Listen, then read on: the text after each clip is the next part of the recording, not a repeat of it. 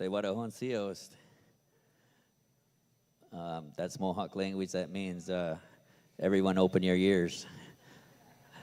Or it's usually translated, everyone listen. So, Sego Sebo Guego. Hello, everybody. De Galoniago ne Young Guts. Ne Saga Michael Montour. So I said Sego Sebo Guego. That means hello, everyone. And De Galoniago ne Young Guts. They call me De Galoniago. That's my Mohawk name. It means between two skies. Otsaluni Geha. Michael Montour. My English name is Michael Montour. Genya Geha Niwago Honjodo. I'm Mohawk Nation. Waginyado Niwagi Talodo.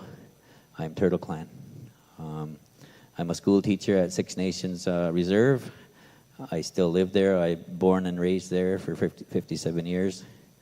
I go to Longhouse for ceremonies.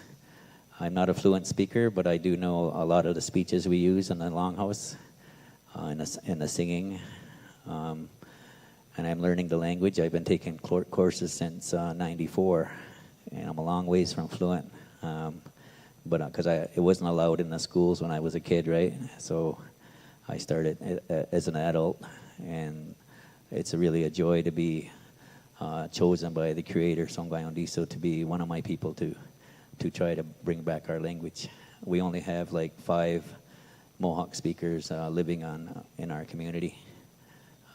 So yeah, it's one of my passions to bring back the language and our culture. I've been attending Longhouse ceremonies for like 25 years, and I've been practicing singing for the harvest ceremony. We call it the Big Green Corn.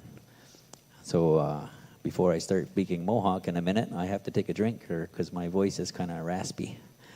But that's good. I love to sing, and I drive around singing all day long, listening to my CDs. So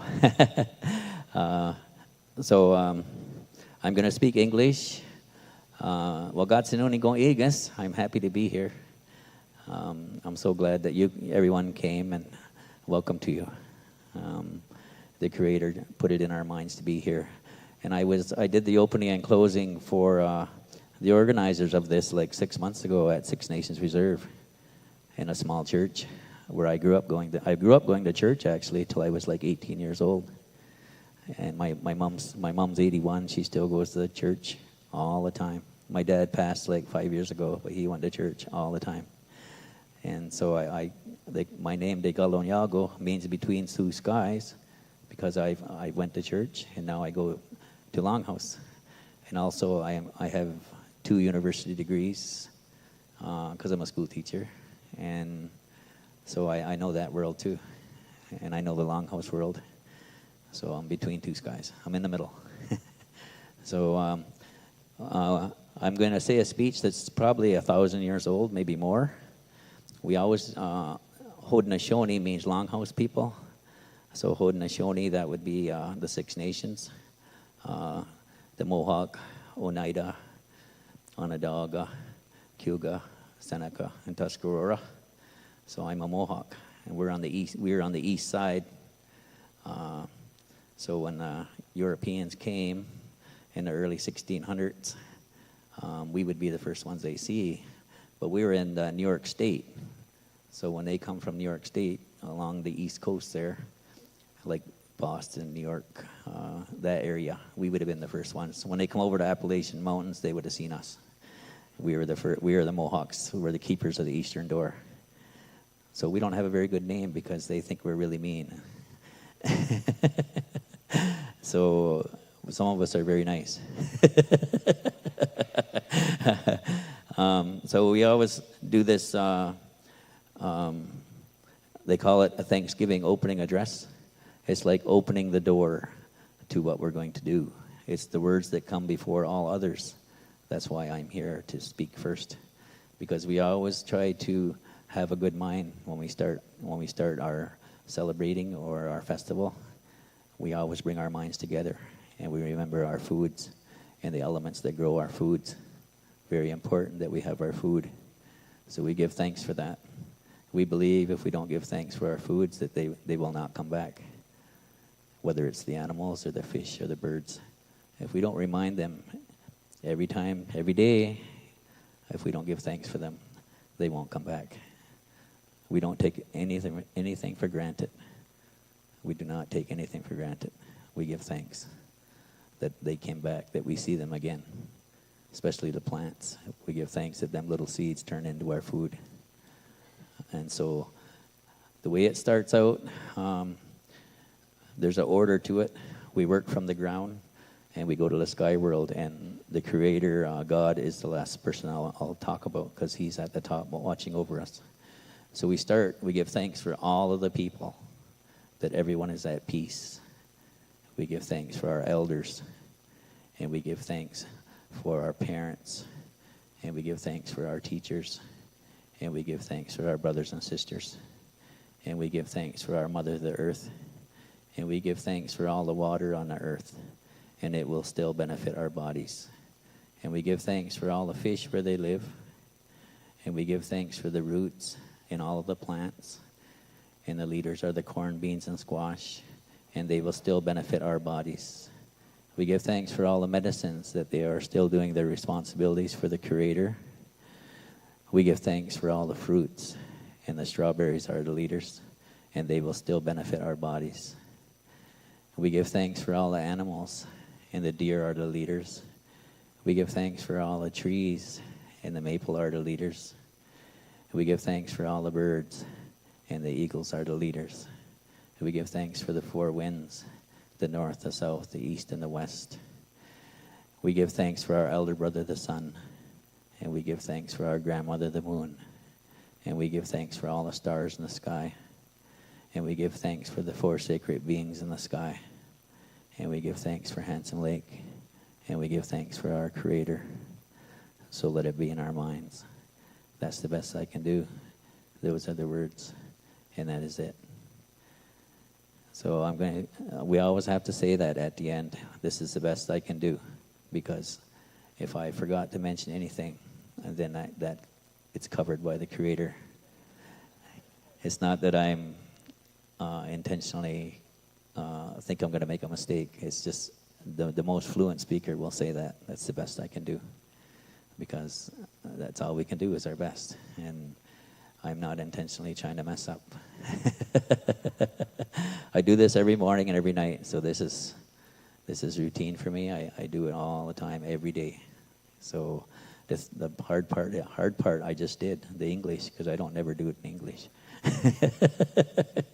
So it's hard to stand here and say and think about the English, but we got through it okay. I did good. I didn't forget nothing. But the thing about speaking Mohawk now, you won't know if I make a mistake.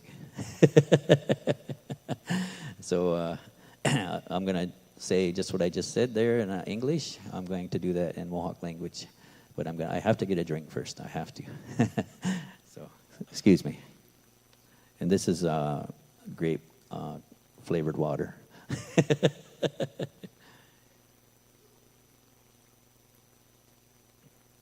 I have to take a drink. I made a mistake before of not doing that a few times, and I get like halfway through, and I'm like trying to talk, right? So, because there's this language is really different. You'll hear it. It's so different.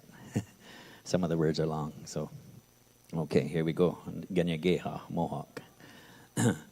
Ona aizwara honsio ste ne hanagale ko ne ganol donsla de tinolaros ne ongwe sohan and agwe goskano gahage de tinolaros ne ongwa sotsla de tinolaros yonginyo agon de tinolaros ne ongali honyane de tinolaros dewa da de go agon de tinolaros ne yatana stohan ne honjage de tinolaros ne galunyo geo honjage ne se go anwado ga yata go hasila ayon guada se de tinolaros ne gonjonk soha awange gandilo de tinolaros ne oderlo soha da no ohande soha da no agwa gungwadi goano ne honeste o seheda da no ona unzida ne se go anwado ga yata go hasila ayon guada se de tinolaros ne anunkwa soha ne eji sego eto neoriolan haji jino horo sagole hundo ne songwayon diso De tino lanos ne ga hik soha.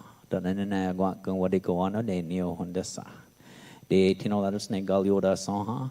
Danana guak gun what they go on de oskanundu. De tino lanos ne galunda soha. Danana guak gun what they go on de awata. De tino lanos ne ojidon soha. Danana guak gun what they go on de dunyongoa. De tino lanos ne gaeli ne goelage.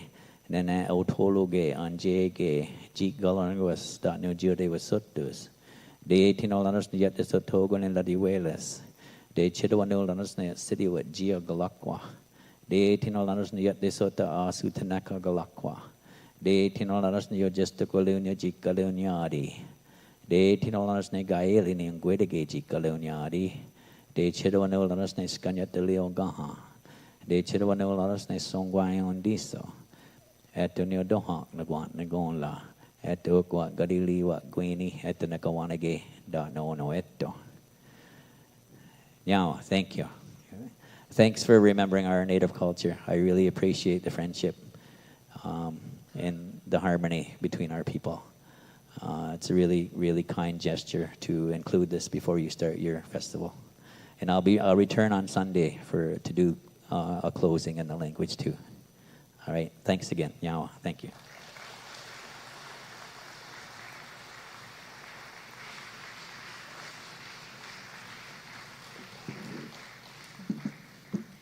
Thank you so much to Elder Michael Montour of Six Nations.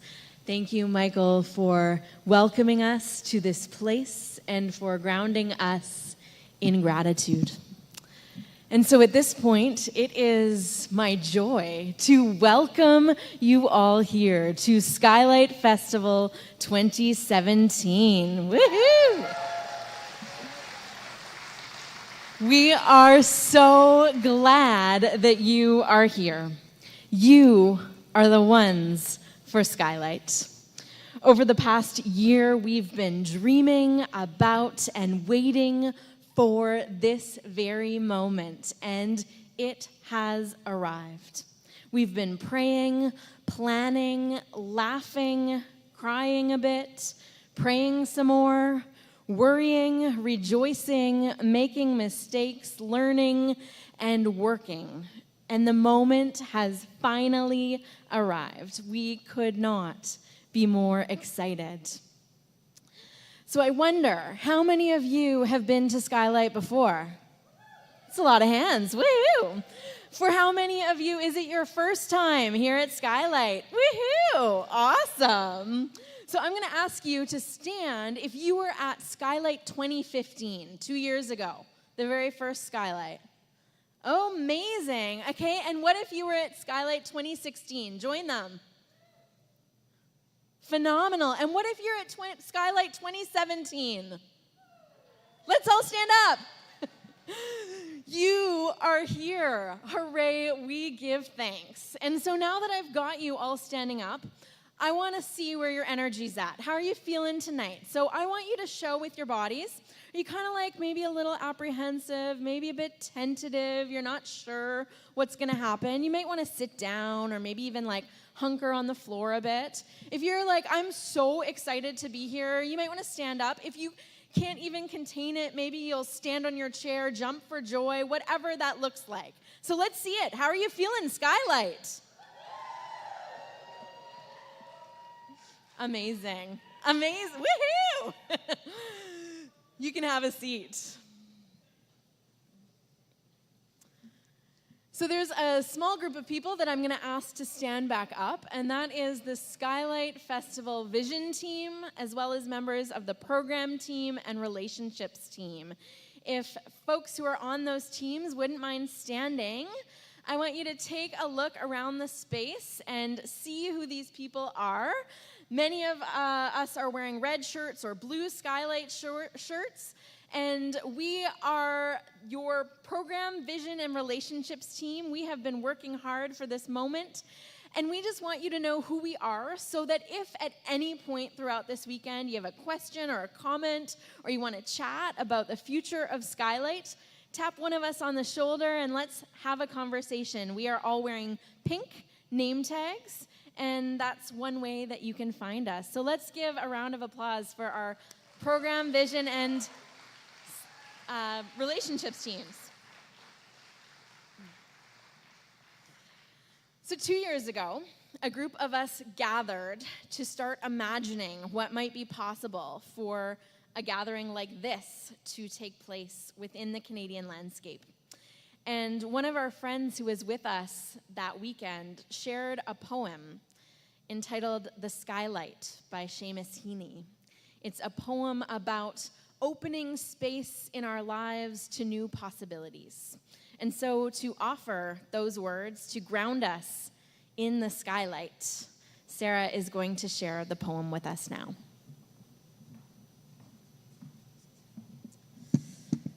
So this is The Skylight by Seamus Heaney.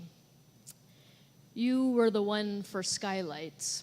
I oppose cutting into the seasoned tongue and groove of pitch pine.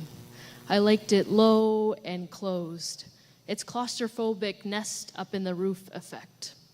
I liked the snuff-dry feeling, the perfect trunk lid fit of that old ceiling.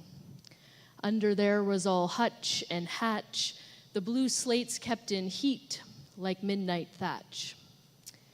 But when the slates came off, extravagant sky entered and held surprise wide open. For days I felt like an inhabitant of that house where the man sick with palsy was lowered through the roof, had his sins forgiven, was healed, took up his bed, and walked away. And now you are the ones for Skylight.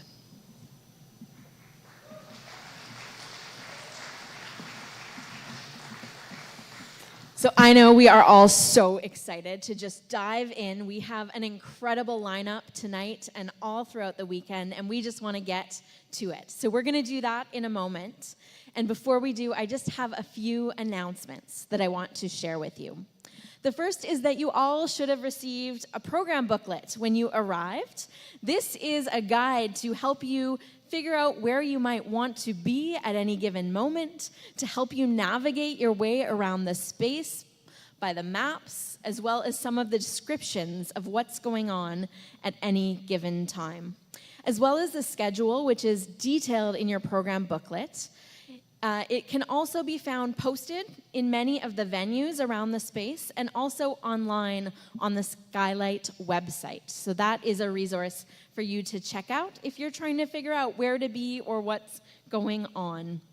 One detail regarding the program that I will mention is that on Saturday, tomorrow, the second venue in your schedule is the Market Building.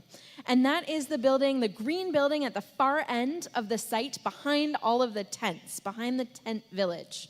However, that second column on your schedule for Sunday is not in the Market Building. It's going to be in the Quonset Hut, which is directly down the hall from where we are right now. So Saturday, Market Building. Sunday, Quonset Hut.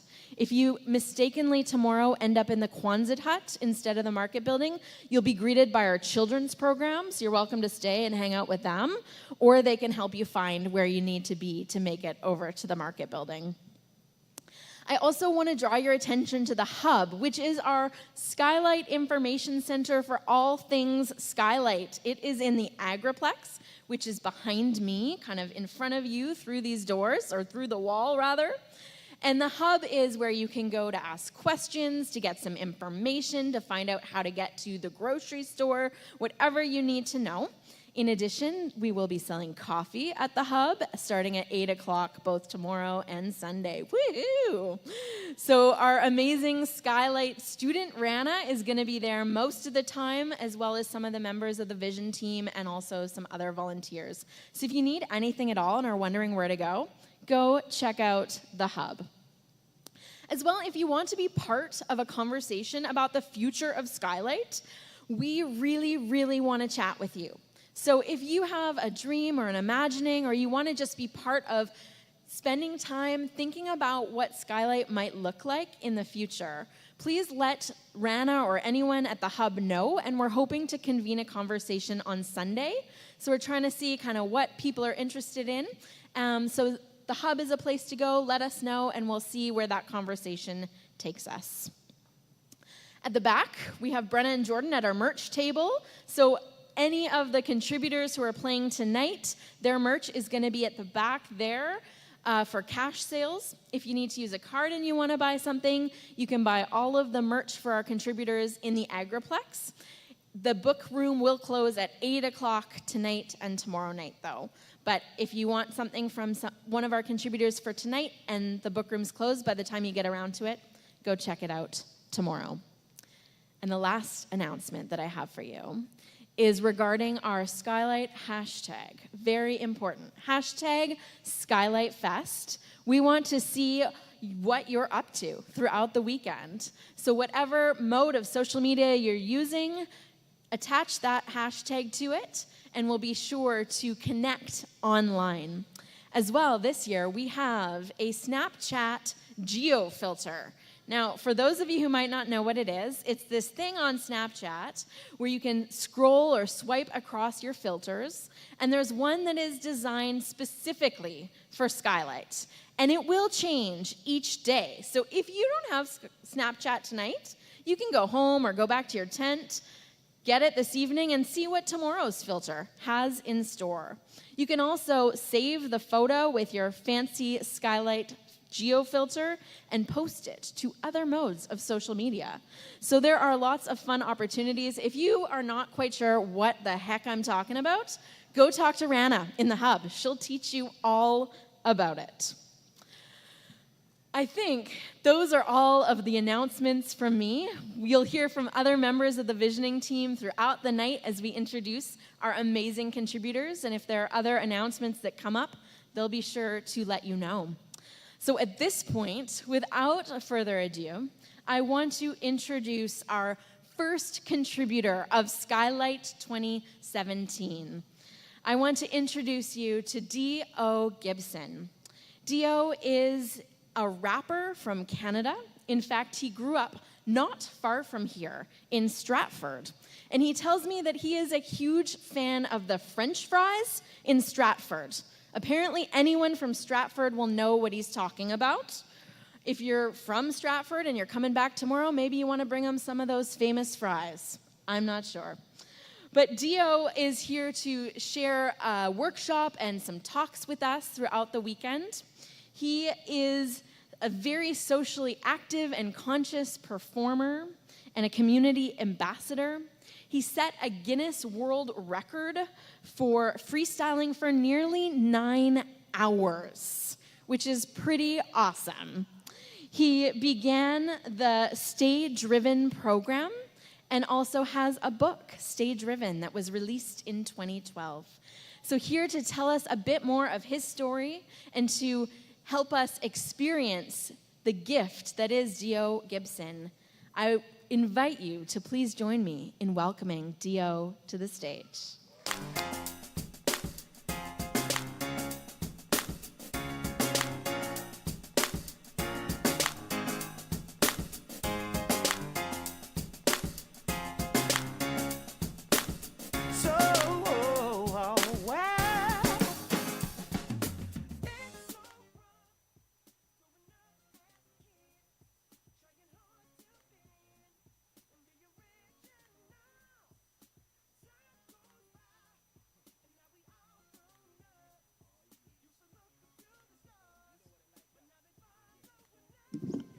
Who would have ever thought young Dwayne Gibson stuck to the same vision? Never quit because I couldn't slip, so I stayed driven. Do you guys understand what I'm talking about?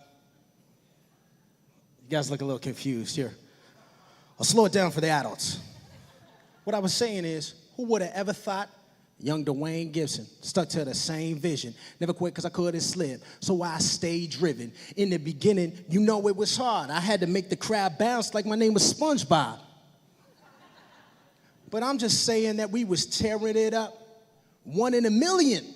Like the Leafs winning the cup or making the playoffs. Well, I guess they did that. I'm a Montreal Canadiens fan. There we go. But really, we gonna take it for a second, get deeper, and knock it out the park like Jose Batista. See the Jays hats? But that's way off, because they probably won't even make the playoffs. But anytime I come through and step in the arena, I come through raw like my name was John Cena. Especially when I do a verse around the universe. Had to do it first just to observe the quench of thirst. You can't fight it. We stay united, just like the church. And I'm here to talk about dreams, because one thing I've seen is that it's evident that anything can happen. Just look, Donald Trump is president. But I come from the best country, and you know that's true, though, because up here we got this guy, and his name is Trudeau. So we about to have some fun tonight. So can you guys make some noise if you ready to have some fun at Starlight, Skylight, to the sunlight? Yeah, guys, so my name's Dwayne, and I'm really excited to be here at Skylight. And especially just checking out the vibe of everything today. It's been cool meeting some people here, some of the musicians, just some of the organizers, and seeing some people camping. I haven't had a chance to check out the food yet, though. Is the food okay? See some food trucks out there, so I'm looking forward to doing that. But while my name's Dwayne, a lot of people call me by my nickname, which is D.O. And ever since I got the name D.O., people always ask me this one question. You know what they ask me? What does it stand for? And here's the thing. Anybody want to make a guess what D.O. stands for? Before I tell you? Defy the odds. Wonder how you guys figured it out. Did your homework? It's on the screen, right? Hey, I know how it is, guys. Friday night. Didn't know if you guys were awake. So D.O. stands for defy the odds. Can I get a defy the odds? Say defy the odds. Well, there we go. Pretty hype, right, Harold? So D.O. stands for defy the odds, but it didn't always stand for that, because my rap name used to be D.O.G. I grew up a big Snoop Dogg fan. So my initials, Dwayne Gibson, we just figured let's throw an O in there. So I used to tell that story and just didn't really go over that well, right? Because there's nothing much to it, because when somebody says, what do you stand for, it can mean a couple things. It can mean, what your name stands for, the initials, but also what do you stand for as a person, and especially me being a rapper, as a rapper. So I want to ask you guys, what do you guys think defy the odds means? Anybody want to tell me? They think it might mean? Anything's possible. Never give up. Stay positive. Yeah, all good things, right? Got to have effort. Now, I say it because I used to tell my friends when I was a kid that I wanted to be a rapper. And I said, one day I'm going to tour around the world, have music videos on TV. And what do you think my friends said? Do you think they said, go for it?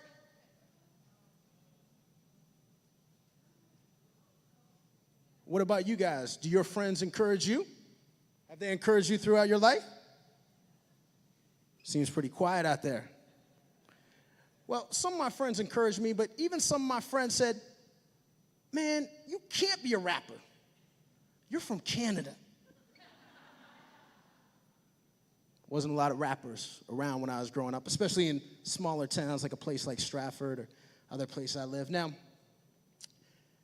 that's the thing. Defy the odds is about having a dream, and I've always been a dreamer ever since back in the day. A little bit more hair on my head back then.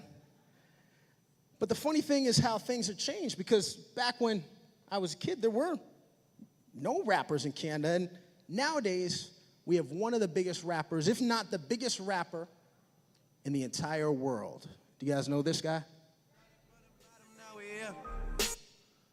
Started from the bottom, now we here. You guys know him? What's his name? Drake. But as I got a little older, not just grade 1 in my Superman, I used to look up to this guy when I was in my early teens. Let the backbone slide. My man Maestro Fresh West. See there, he knows what I'm talking about. So that's the thing. You always have to have people to look up to. And for me, it was only like I could look up to Maestro when I was growing up and a handful of others. But as you guys know, it's not just about your dreams when you're a kid, because there's other things going on. And for me, I guess it would start in the morning when I hear a sound. What's the best way for me to show you this sound? Maybe right here. You guys know what that is? It's a knock on my bedroom door. Some days it's my mom, some days it's my dad. And either way, they'd say the same thing. They'd say, Dwayne, what are you doing? You're going to be late for school. And what I would say is, I don't think I'm going to make it to school. I'm not feeling good. And the truth is, I wasn't really sick, but I just didn't want to go to school. Has anybody here ever done something like that? Never, right? Okay. How about you guys? Ever try to pull that one? Now, the reason why I didn't want to go to school wasn't because there was a test that I wanted to avoid, but it's just because there's sometimes when I was going to school where I was going through a rough time. And there were people in my class that were saying some mean things to me, and it wasn't so much about that as I just didn't feel like I fit in. So how do you think my grades and my marks were around that time? Do you think they were going up? Can I get an up? Or do you think they were going down? Can I get it down? There we go. And that's the thing, is when you're not feeling good about yourself, you're not working at your best. So when I say defy the odds, I'm talking about how you have to keep going through some tough times throughout our lives, and how you have to persevere, and as I like to say, you have to stay driven. I'm glad that I was able to become a rapper, but the thing that I'm proud about is that I kept going at school and graduated from university. Oh, thank you guys. Far too kind.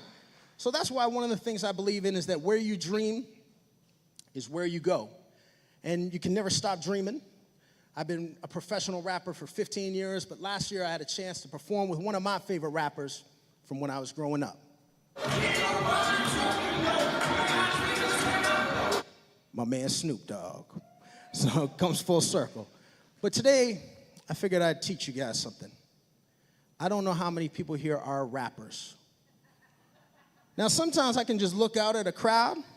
I can tell who has some natural skills. Like, looks like you got some skills, right?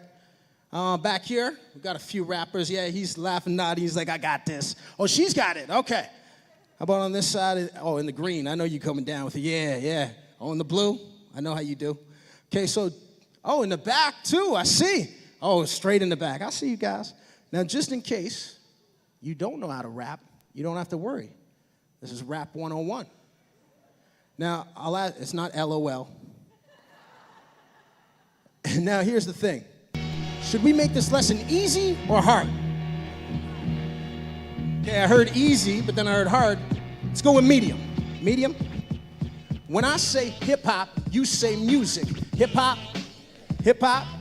When I say can't stop, you say won't stop. Can't stop, hip-hop. Okay, that's not bad.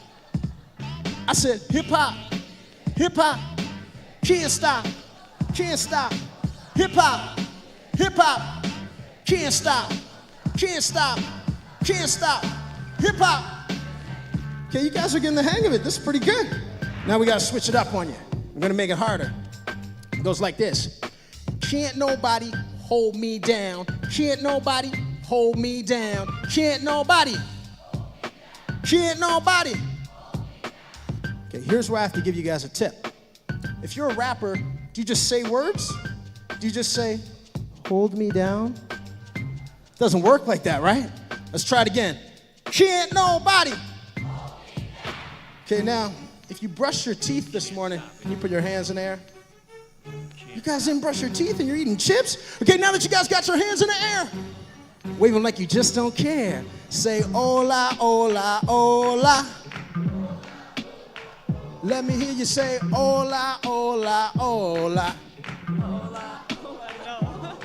Come on, hola, hola, hola. Hola, hola, hola. We do the hip hop. Hip hop. Hip hop. Hip hop. Can't stop. Can't stop. Can't stop. Can't stop. Can't nobody. I said, can't nobody. Can't nobody. One last time. Can't nobody. Give it up for yourselves. You guys did a great job. Yeah. Skylight, making it hype. All right.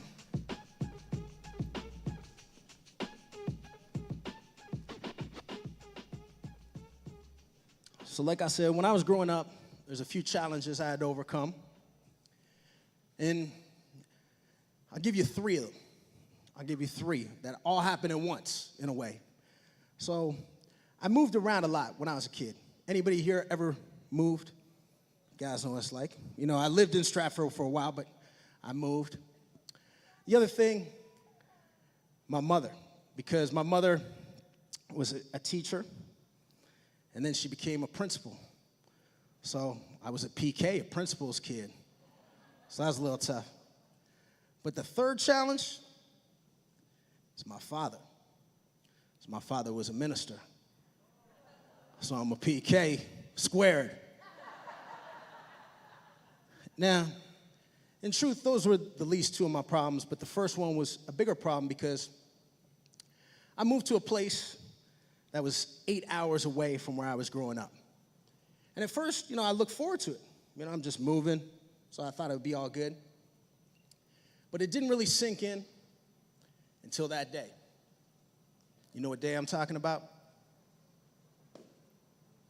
The first day of school. Because when it's the first day of school, like I said, it sinks in. You look around and you realize you don't know anybody, and you have to make new friends. And I also remember just looking around and feeling different. And I didn't feel like I fit in. If you guys have ever felt different, can I get an all yeah? All right. Well, the reason why I didn't feel like I fit in and I felt different is because I looked at the color of my skin and it was different from everybody else. So do you think people treated me friendly at my new school?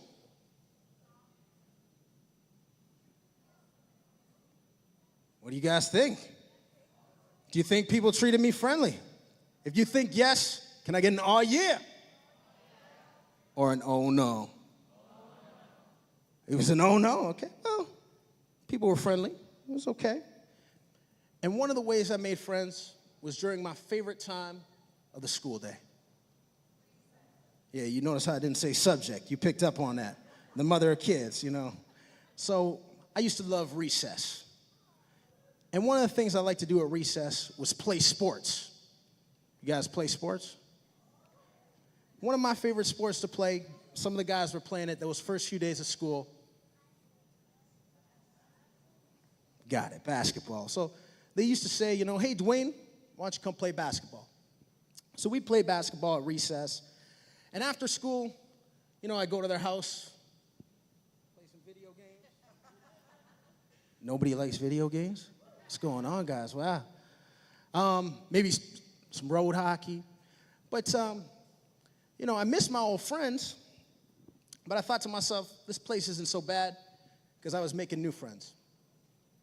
But there's one day when I came to school, and it was a Monday morning. So weekend was over, got to school, and I saw my friends hanging out. But when I went up to them, I saw that everybody had their back turned towards me. So I said to them, hey guys, what's up? How was the weekend? And they just ignored me. And I was confused because I didn't say anything. I didn't do anything. So I didn't know why they were acting this way. Now, when it came time for recess, you know what I wanted to do, right? I wanted to go play some. But now these guys were like, man, why don't you go play over on the other net? So there's two nets at school, right? Now, if I paid closer attention, I would have realized that these guys, that I thought were pretty cool, because they were pretty popular, weren't really so cool after all. And what they were doing to me wasn't new, because they did it to other people in my class. I just didn't really say anything about it. And it's not just that they didn't want me to play basketball or they wouldn't hang out, but there's other things that happened that really showed me their true colors. Because I played basketball with them again, but I wasn't on their team. So this time when we're playing at recess, it's my team, some new guys that I'm hanging out with, and their team, the guys I used to be friends with. Now, who do you think was winning the game, my team or their team? Who? Okay, there we go. So my team was winning the game, but we were only winning by one basket. Now, you guys know recess. It's not very long. The game was almost over when something happened. I'm up by 1 point, and I guess the best way for me to show you is like this, This guy was dribbling the ball, and he was coming towards me. I'm playing some defense, right? Covering him. And the thing is, am I just holding that for a second? Just holding it. No? Okay. Just ask me to hold it. There you go. This guy came up for a layup. But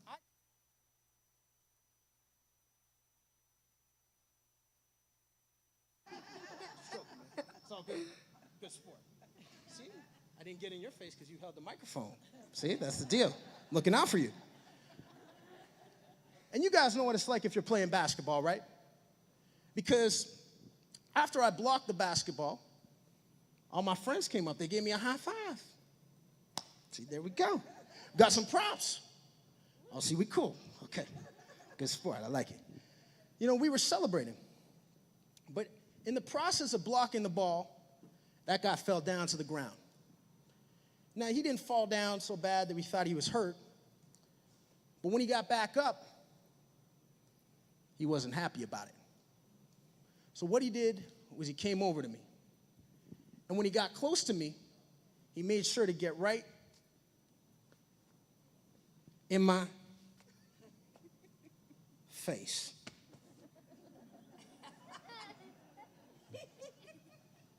And then when he got in my face, he said something that I'll never forget. Because what he said was this. He said, "You knew.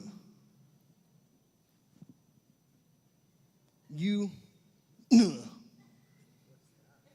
Now, he didn't really just say "you knew," but he said something that I don't want to say out loud. And he said something about the color of my skin.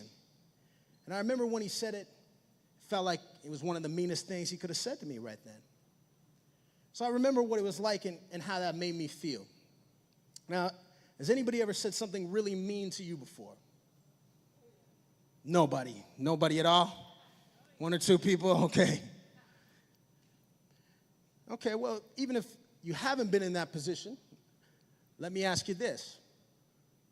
What would you do if you were in my position? Can anybody tell me what they might have done? How about right here? Knocked him out. Okay. Maybe somebody else.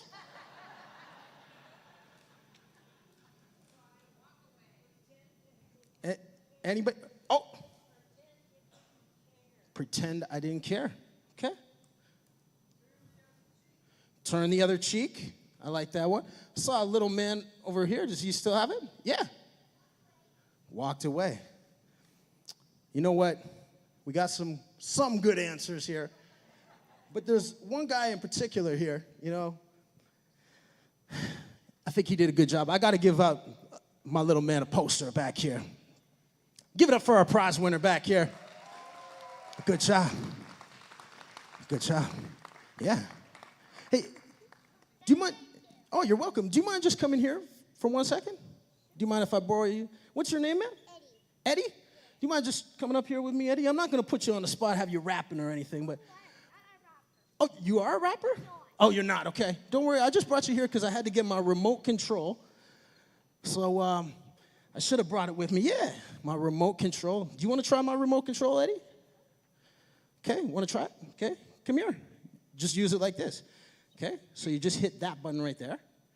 Okay, now look. See what you did to the screen? The screen changed. Come here, Eddie. See, yeah. Now it says stay driven. Now I want you to hit the button one more time. Yeah, now it says deal or... See, I brought you up here for a reason, Eddie. I want to play a game called Deal or No Deal. Here's how it goes. You say deal, you take the poster back, take it easy. You know, you've done a good sport. You've done a great job. No problems.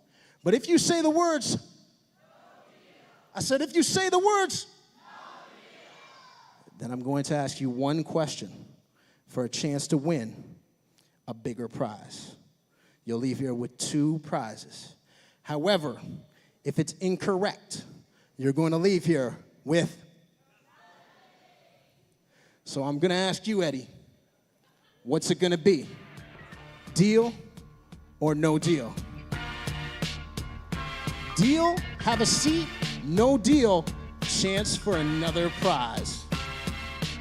No deal. No deal. Okay. Okay, Eddie. Has it been a good Skylight, though? You've had a good time here?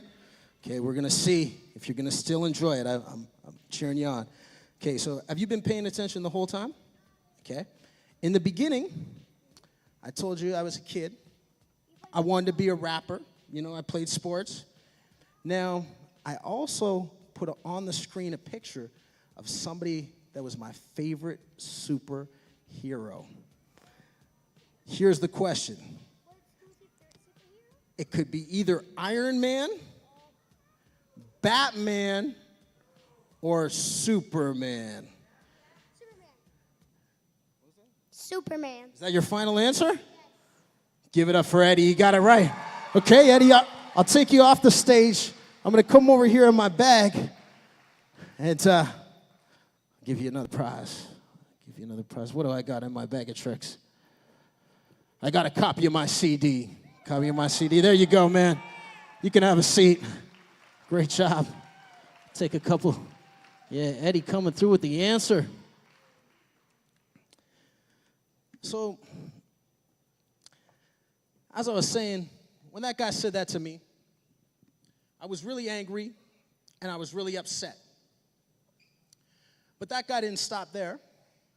He realized that I was upset. So he did something else.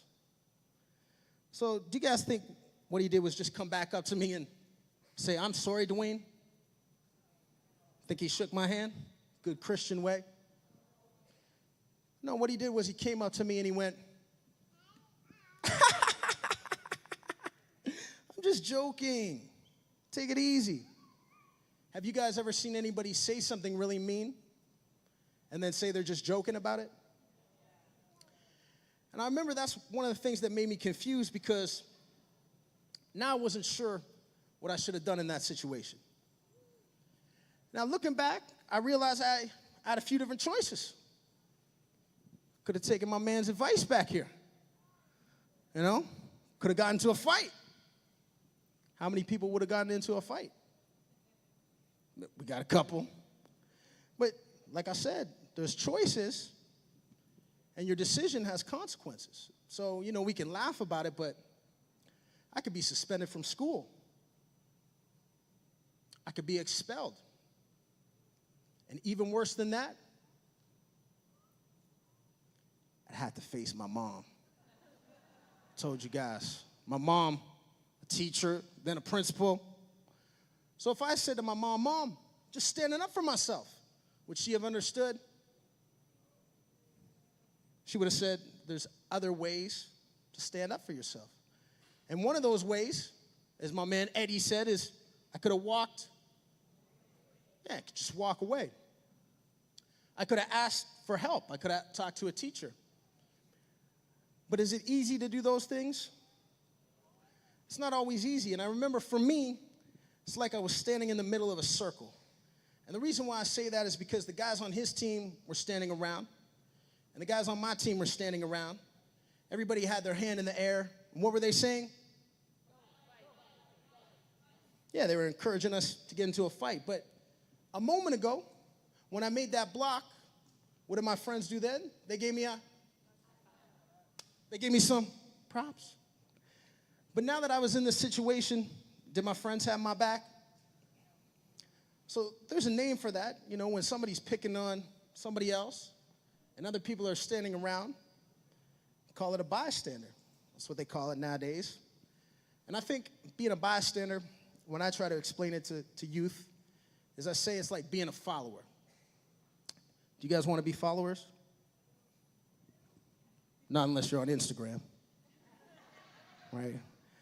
But the opposite of being a follower is being a leader. So I think it's important to stand up and do something if you see your friends being picked on. And that doesn't just apply to being a kid out on the playground, but it applies to our lives all the time too. It's standing up for other people. Now, when I was just standing there, eventually the bell rang. So I went back to class. And I remember I used to walk home after school, play some video games, do some homework, and I also used to write in a book. What kind of a book? Diary. What did you say back here? An awesome book. I like it. Yeah, an awesome book. I never heard that one. Usually you get diary or you get journal. Now the third one, unfortunately, it's not an awesome book. I like that one though, but for me, it's my rhyme book. Now a rhyme book, a rap book, it's like a diary or a journal because I'd write about my life, write about the future, write about the girl I had a crush on. Just making sure you guys are paying attention. Do you guys want to hear my first rap song? It's kind of old school. I don't know if you guys have heard of Run DMC or LL Cool J. Okay, it goes a little something like this.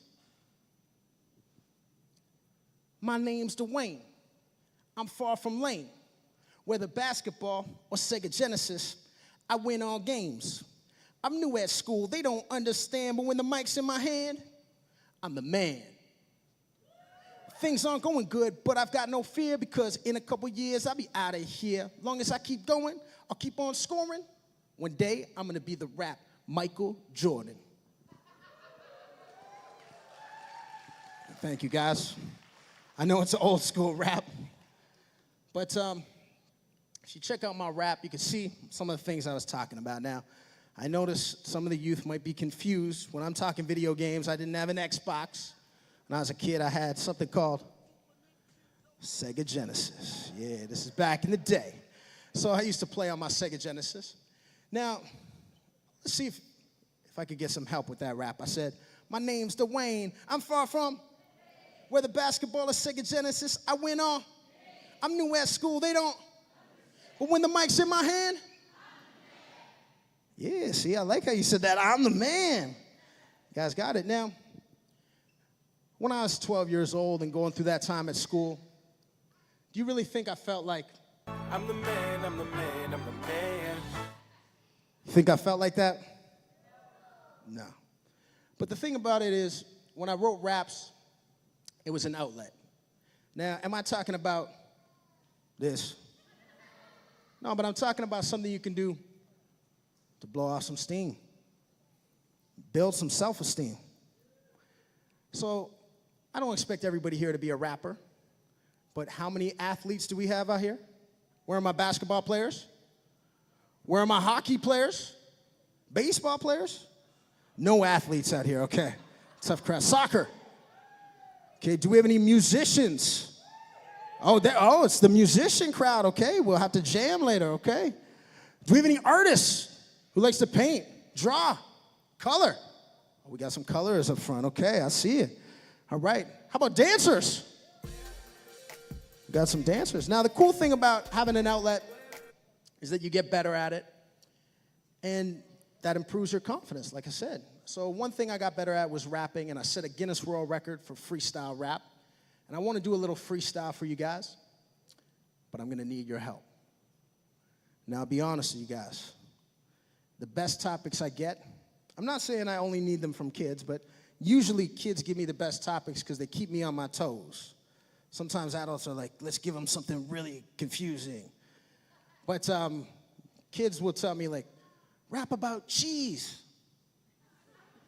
unicorns, or the most popular topic, Justin Bieber. Hey, so I'm from Stratford, got to shout out my boy. So I'm looking for 3 different topics. Does anybody have a freestyle topic? Church. Okay, we got church in the house. Back here. Stomach pump, right, yeah. It's a great one. Church and stomach pump. Couldn't make it easy for me. Okay, right back here with the hat. Pardon me?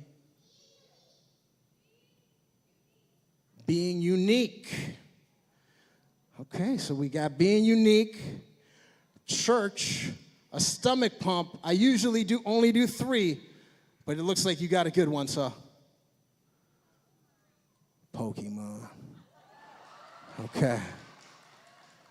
Okay, if I forget one of those, please remind me. Maybe I'll forget one in the back, but no.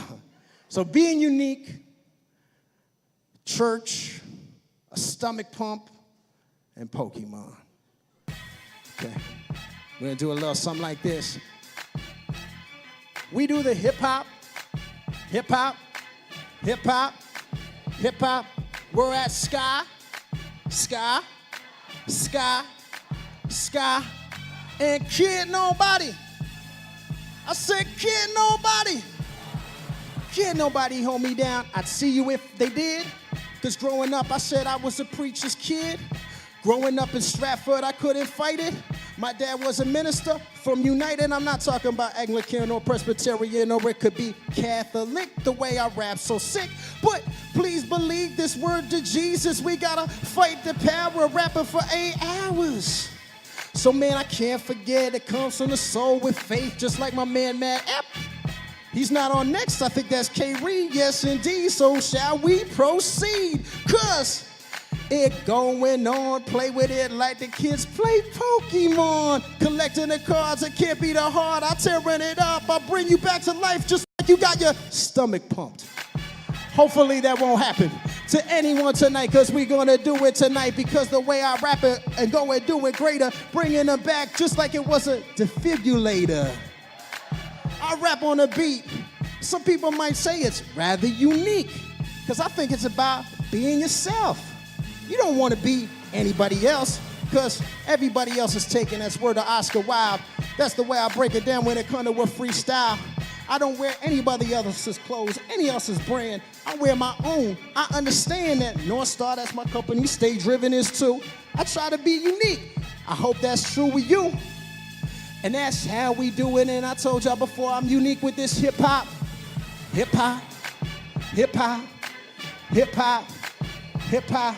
See, you wanted to do it easy, but it's not that hard. Now you making me think I gotta go get some Pokemon cards to bring back to my kids. Little Dulaw, he's in grade 1. He plays with Pokemon cards for fun. But one time, if you guys get live, can you guys make some noise if you want to win a prize?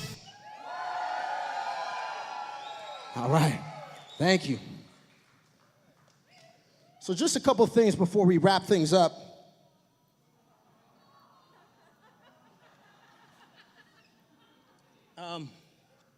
I just want to tell you guys what happened when my parents found out that I was a rapper. And it wasn't so much a problem as it's just kind of a strange incident, because I was at my friend's house. I was playing some video games, a game called Sonic the Hedgehog. There we go. So my dad was in my room, going through my things. You guys don't mind if your parents go through your things. Now, it wasn't really like he was snooping around. He went to take out the garbage from my room, and he noticed on my desk was a notebook. So he thought it was my homework. But what kind of a book was it? My rhyme book, all my rap songs. So when he saw a couple of them, he realized I was talking about what was going on at school and how I feel like I didn't fit in and how this one kid was picking on me. So when I came home, you know what my parents wanted to do, right? Talk to me about it. For the kids out there, do you guys talk to your parents? For the teenagers, do you talk to your parents? I don't see a lot of yeses. Okay, in the back, I see you. It's unique of you. But, talking to my parents wasn't so bad. But they wanted me to do this one thing. Talk to the teacher. You think I wanted to do that? So I did, though. I talked to the teacher. And do you think it made things better? Or worse?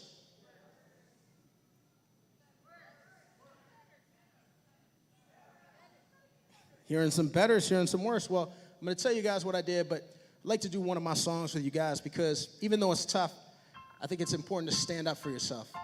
So I'm hoping you guys can use your rap skills and rap along with me. Can you say, I stand up?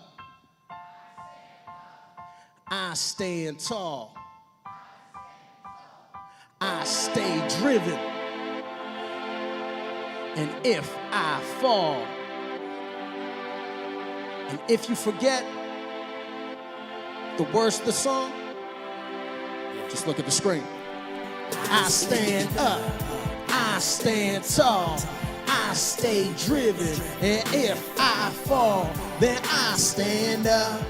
I stand tall, I stay driven, and if I fall, then I stand up. Hey, I stand up. Hey, I stand up.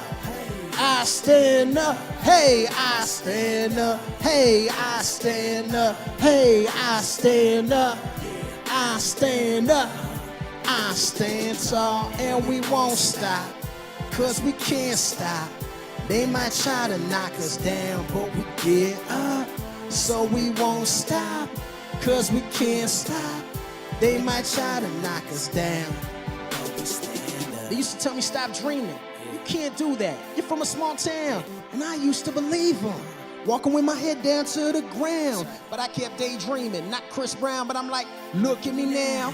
Y'all better believe it that can't nobody hold me down. That goes for the bullies that try to pull me. Look who pulled your card. Picture that, they was trying to hold us back, but we defy the odds. Doesn't matter what you gon' say. Doesn't matter what you gon' do. You can't defeat me, so when you see me, know I stand. I stand. I stay. And if I can't hear you, I stand. I stand. I stay. And if I, then I stand up. Hey, I stand up. Hey, I stand up. I stand up. I stand up. I stand up. I stand up. I stand up. I stand tall, and we won't stop now, 'cause we can't stop. They might try to knock us down, but we get up. Now I want to see if you guys have some rhythm. So you gotta stand up on your own too, no matter what you're going through. Look them in the eye, be like, what you gonna do? Doesn't matter what you're going through, you switch up your style like you're Clark in the phone booth with an S on your chest. If they misstep, slide like Gretzky. Keep it fresh like the Prince of Bel Air if they dare. Okay, now I want to see which side is the livest side in here. So make some noise on this side. Okay. How about over here? I stand. I stand. I stay, and if I, then I stand. I stand, I stay, and if I, then I stand. Give it up for yourselves, guys. Wow. Skylight, getting it popping tonight. So, before I play you guys that, I asked you guys if things got better, things got worse. I heard some betters. Where are my betters at? Can I get an all yeah? How about worse? Can I get an all yeah? Okay, well, the truth is, the reason I set it up like that is because both answers are correct. I remember when I talked to the teacher, things got better because the teacher talked to the student. That guy didn't bother me. He stayed out of my way. I stayed out of his. He didn't know I was the one who said anything. And that was good for a while. But things got worse. Because after a while, he started going back to his old ways. So that's when I realized when you stand up for yourself, you have to try a few things. And sometimes you have to say something to somebody. Now, when you say something to stand up for yourself, should you say, your mama is, I don't want to end that. Does that ever end well? Never ends well, right? So, you know, what can you say to stand up for yourself? Anybody? I mean, you can say stop. Don't do that. Now, there's one thing I used to say, and I made it into a song. Actually, it was a song first, and then I kind of changed the meaning of it. And it was my most popular song. But you know what happened? Somebody came out with a song with the same name, completely different meaning. I'll play you a little of each of those, so let's see if you recognize the song they came out with. Let it go, let it go. Can't hold it back anymore. Let it go. Seen it before? Let it go. Turn away and slide. Now my version, a little bit different. Just let it go, man. And let it go. Let it go, let it go, let it go. Yeah. Let it go. See, they're bobbing their head to it. Let it Yeah. go, let it go. Gotta let it go. Let it go. Let it go, let it go, let it go. Yeah. Sometimes you just gotta tell people to let it go. So we're almost at the end. I figured, you know what? I'll give out a couple prizes before I do one last song. You know, see if anybody was paying attention. I'll give out a poster. I'll knock some things over in the process. But, okay, the poster's going out to somebody who can answer this question. I told you guys I like playing video games. Does anybody remember one of the video games I played on my Sega Genesis? The Fighting Man, yeah. He's won the prize. You can pick it up at the end. And I'll give out a CD to somebody who can answer this question. It's a rap question. Rap and basketball, because I said, if I keep on going, I'll keep on scoring. What? Oh, she got it right before I could finish it. There you go. CD winner right there. I'll be the rap Michael Jordan. So, Skylight, till the twilight. You guys gonna be going all night tonight? I like how we got the announcement about the coffee at 8 in the morning. That's an important thing too, right? Keep you going for tomorrow. So I just want to leave you guys with one song. I'm excited to be here for the next couple days and spend some time with you guys. But I wanted to do one last song called Don't Stop Believing. Some of you guys might have heard the original, might recognize that sample. So it goes like this. Don't stop believing. Don't stop believing. Got it? Okay. Don't stop believing. Don't stop. Pro Sound Studios. Don't stop. You hear me saying, oh yeah, really it was all no. But I know this journey is a long road. Nothing given, not even tomorrow. But I got goals like the one go. So when intention slimmer than a Lido, when we get on, we gon' Powerball though. Of course there's gonna be some potholes, but y'all know stay driven is the motto. Don't ever get it twisted. I remember cockroaches all over my crib. Yeah, we really started from the bottom. Put my faith in it, now they like, God got 'em. I never plan on quitting. Let them take shots, that's ammunition. I could have listened to that noise, but instead I kept hearing this voice in my head, and it was saying, don't stop, believe in, don't stop. Come on, don't stop. Don't stop, hands up, bounce, come on, bounce, come on, bounce, come on, bounce, come on, bounce, come on, come on, come on. I used to think I was Superman, even at a cave. Wore it in my class picture in the first grade. Impossible is what they all say, but Then again, this is before Drake. It was me and my boys north of South Detroit. Came to the city and started making some noise. Wondering, are they ever gonna see? Are these dudes that much better than me? Nah, but I was going consecutively on my DiMaggio streak. Couldn't be beat. Failed so many times, never was quitting. Now look at the scoreboard. We winning. Can't stop working overtime. So one love to my people on this grind. I could have listened to that noise, but instead I kept hearing this voice in my head, and it was saying, don't stop. Don't stop. Come on, don't stop. Don't stop. Hands up and bounce. Come on, bounce. Come on, bounce. Come on, bounce. Come on. Come on. Come on. And this one is dedicated to all my people trying to make it. And we won't give up, cause we know we about to blow up. So one last time, can you put one finger in the sky? If you know it's about to be your time. We are number one, turn it to a two, cause peace be with you. And we gonna say, don't stop, believe it. Come on, don't stop. Don't stop. Don't stop. Said don't stop. Come on, don't stop. Don't stop. Don't stop. And that's really how we do it. My name's D.O. This is hip-hop music. Can't stop. Can't stop. And when it goes around, cause can't nobody. And y'all know what's up. We're gonna have a good time, but nobody get your stomach pumped, cause that'll be some trouble. We don't want that on the double. We get it hype at Skylight. Just getting started tonight. And I just want to leave you guys with a short little video clip.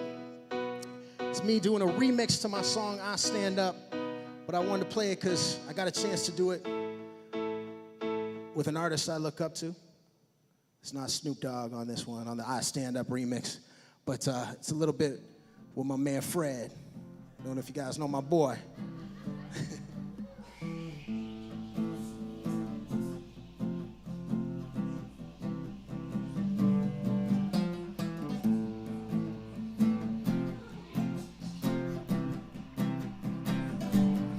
I stand up, I stand tall, I stay driven, and if I fall, I stand up, I stand tall, I stay driven, and if I fall, I stand up, oh, I stand up, I stand up, I stand up, I stand up, I stand up, I stand up, I stand up, I stand up. And we won't stop, cause we can't stop.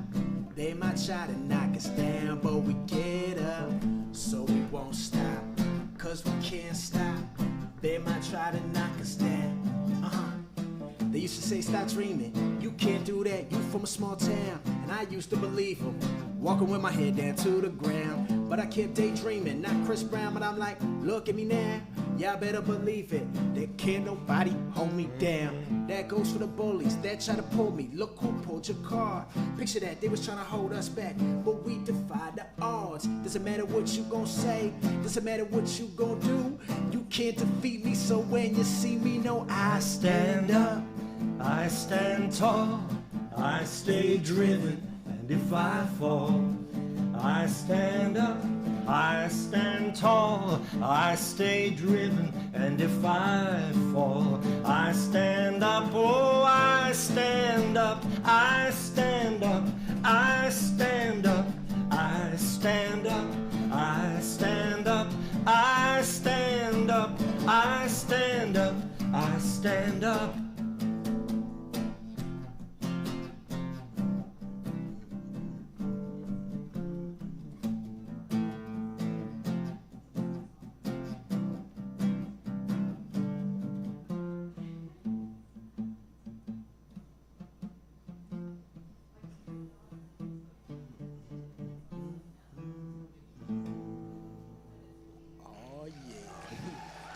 Cool. Thank you guys very much. My name is D.O. Peace.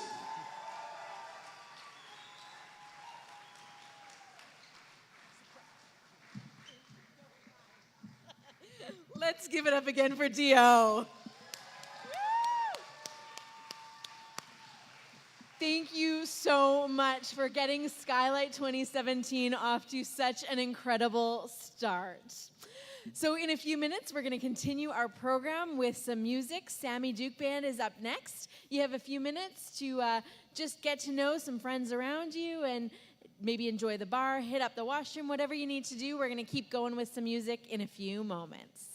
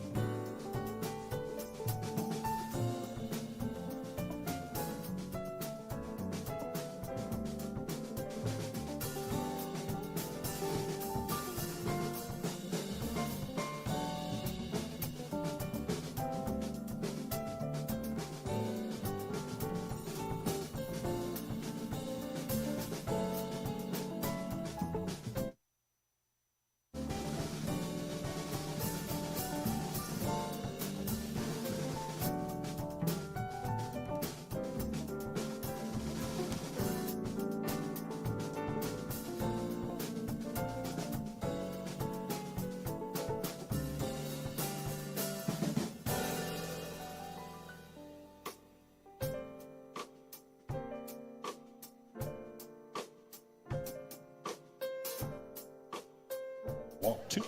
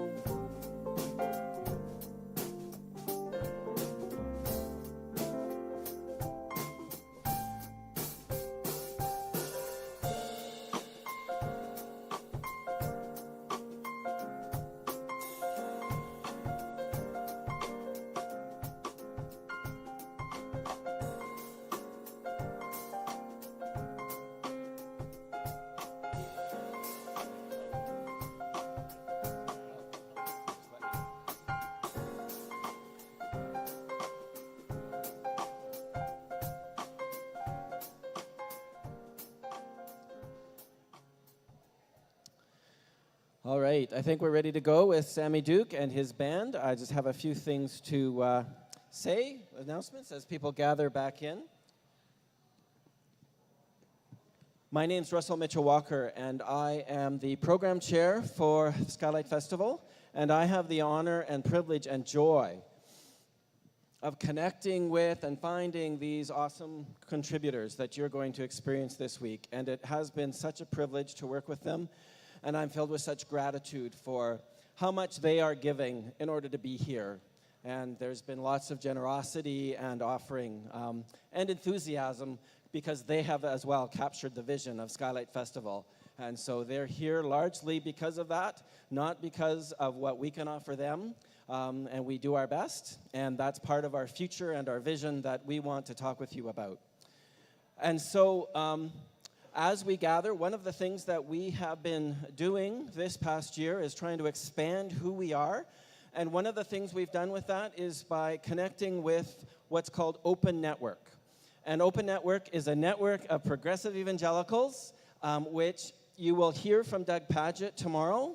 May sound like an oxymoron, especially to those of us in the United Church of Canada. But it's not. And it's an exciting movement of people who have come from conservative or fundamentalist traditions that are moving to a more progressive place and welcoming of LGBT, including welcoming of LGBT. And so Doug Padgett and Carla Ewart are, Doug founded that network, and they weren't able to be here in person this weekend for a variety of reasons, but we do have them coming online for our sessions, and they've reached out and found a couple of Canadians that weren't connected really to their network at the time, but are now, and so we're helping them to expand into Canada. And so if you see open beside the contributor description, then that's what that connection is. And I encourage you to check that out. And it's an exciting movement in the church that's happening across North America these days. Just want to highlight a few things. At 8 a.m. tomorrow, if you want to engage in some yoga, Billy Garricus is offering that, and it'll just be out in the field. And Eliza will also be offering at 8 a.m. in the Edge Tent some movement and dance activities.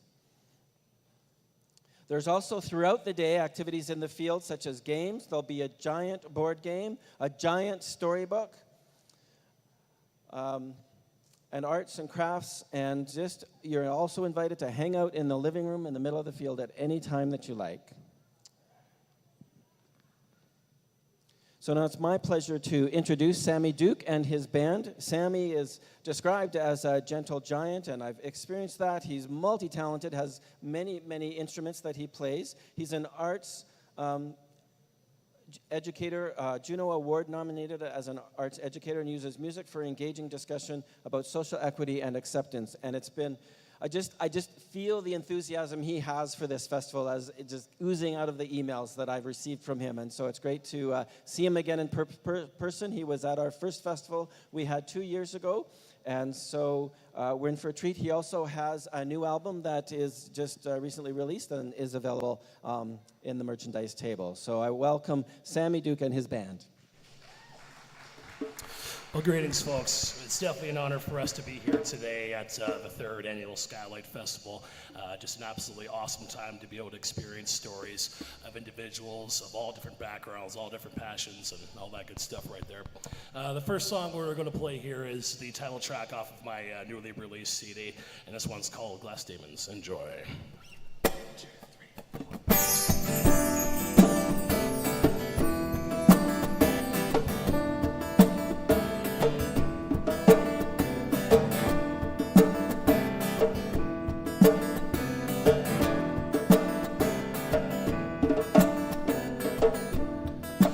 Strikes 3, it marks a degree, calling last calls to be thrown in no harmony. It is a voice in the grave, calling out into the unknown. My thoughts come and sing on this new morning's eve. A fool who's lost and must atone. And then in their eyes I see, and I weep internally on someone whom I wish I didn't know. The finding of the six strings, that ain't none of us my own. Seeking all the wrong things, a glass deep despair I hold.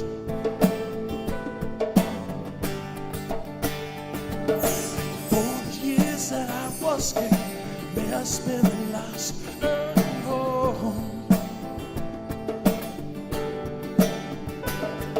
And far gone and I sing secret hymns of broken bones.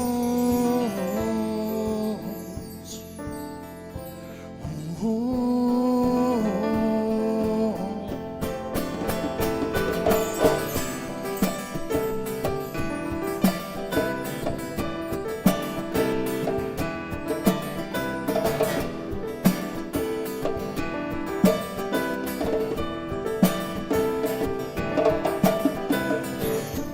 I speak conversation while they fought in temptations, far from acts that they were condone.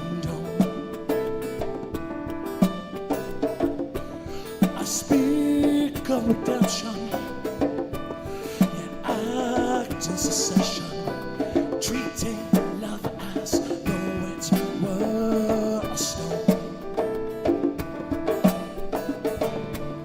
Then I beg for a question, feel by this thought retention. Why am I here on my own, and not the finale of regression? I fall to depression till I hear the call that you are not alone. The finding of the six strings, I lay down a verse my own. Seeking all the wrong things, a glass deep despair I hold.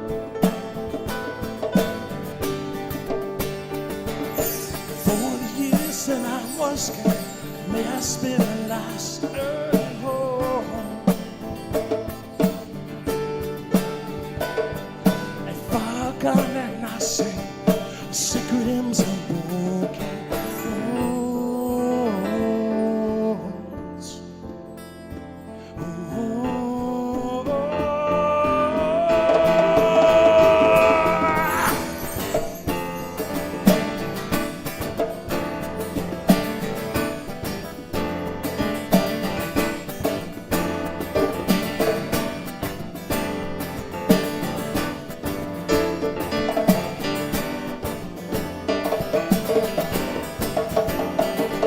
The surrounding is redemption.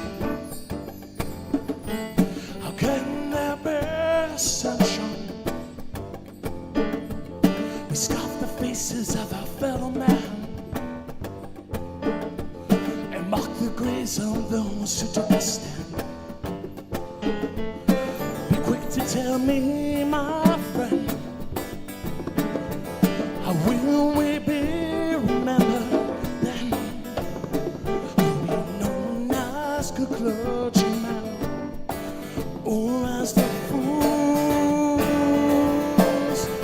who thought they could pass for them?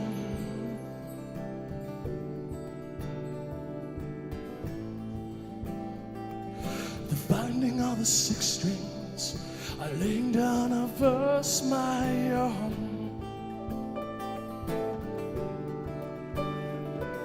And seeking all the wrong things, a glass dim and spare I hold.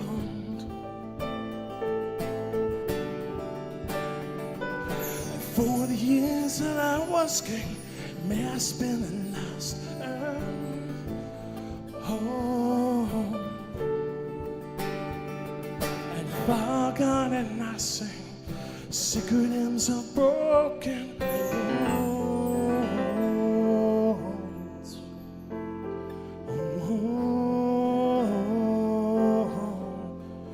Broken thrones.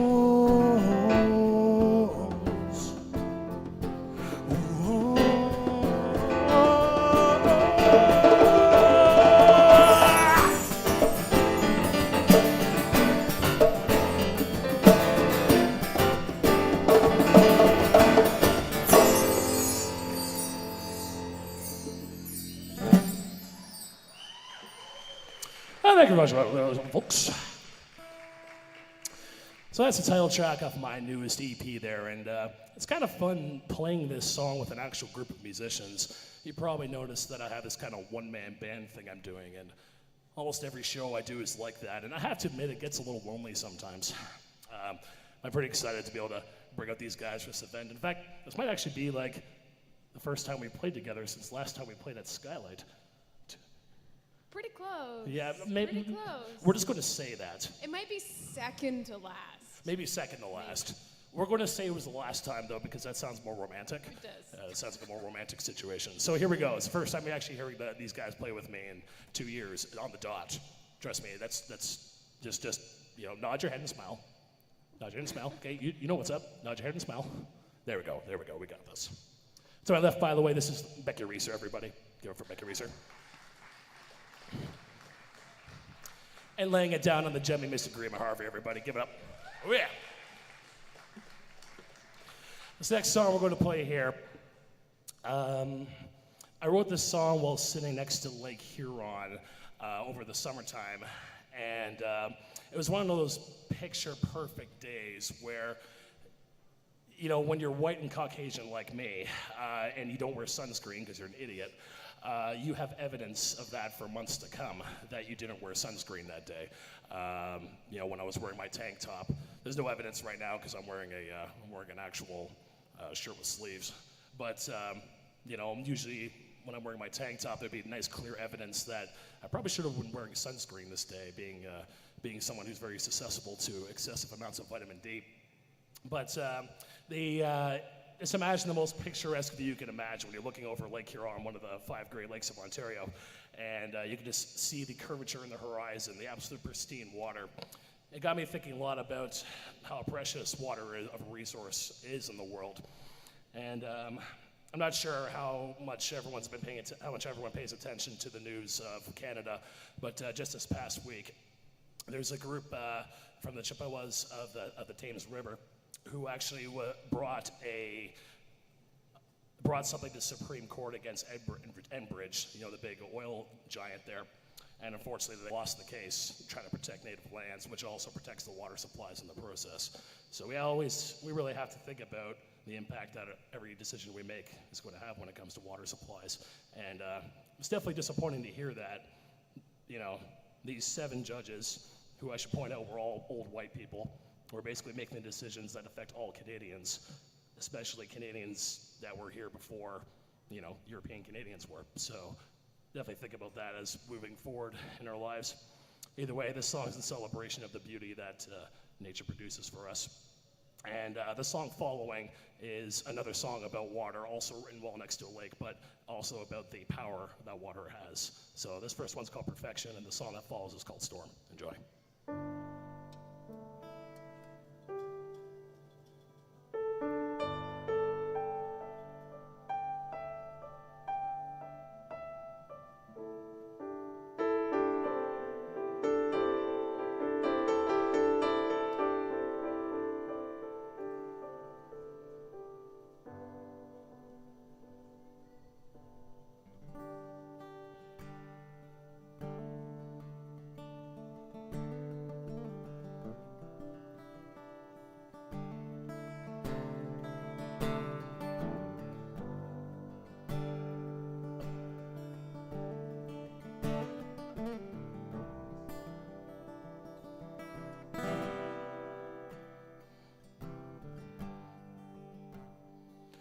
Where the tides hang low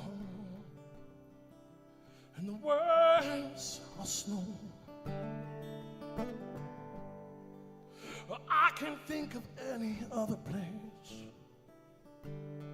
that I would rather go.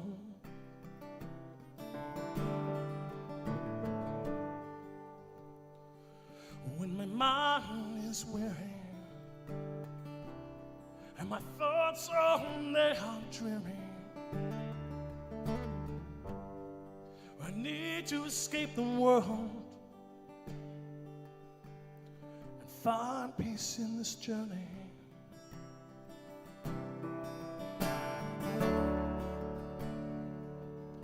The earth's come, the horizon. Oh, perfection.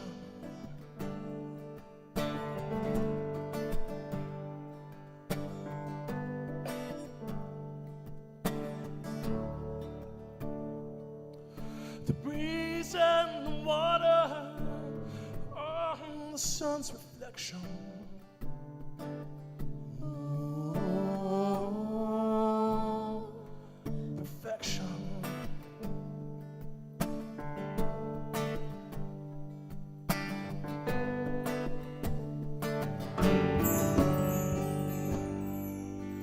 We're running so out for daily rivers, and servants are sailing in the distance, and winged and scaled for 6 dragon brims, going about their business.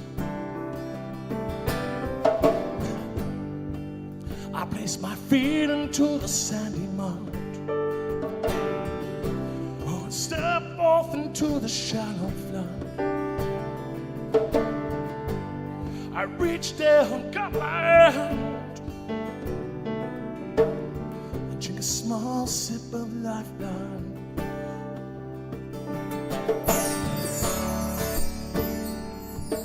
The earth's come, the horizon.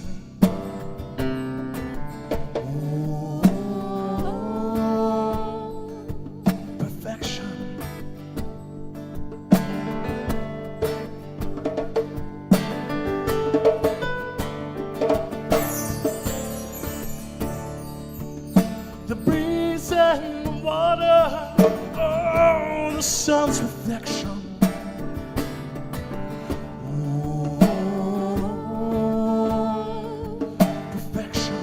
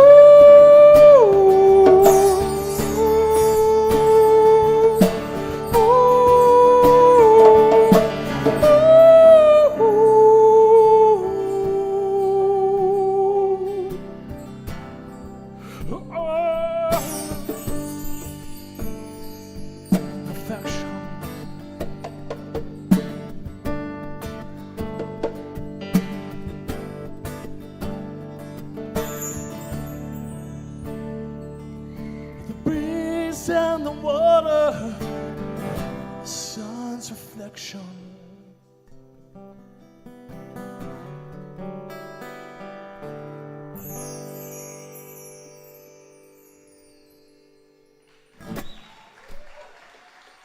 Thank you much, folks. A little tune there called Perfection.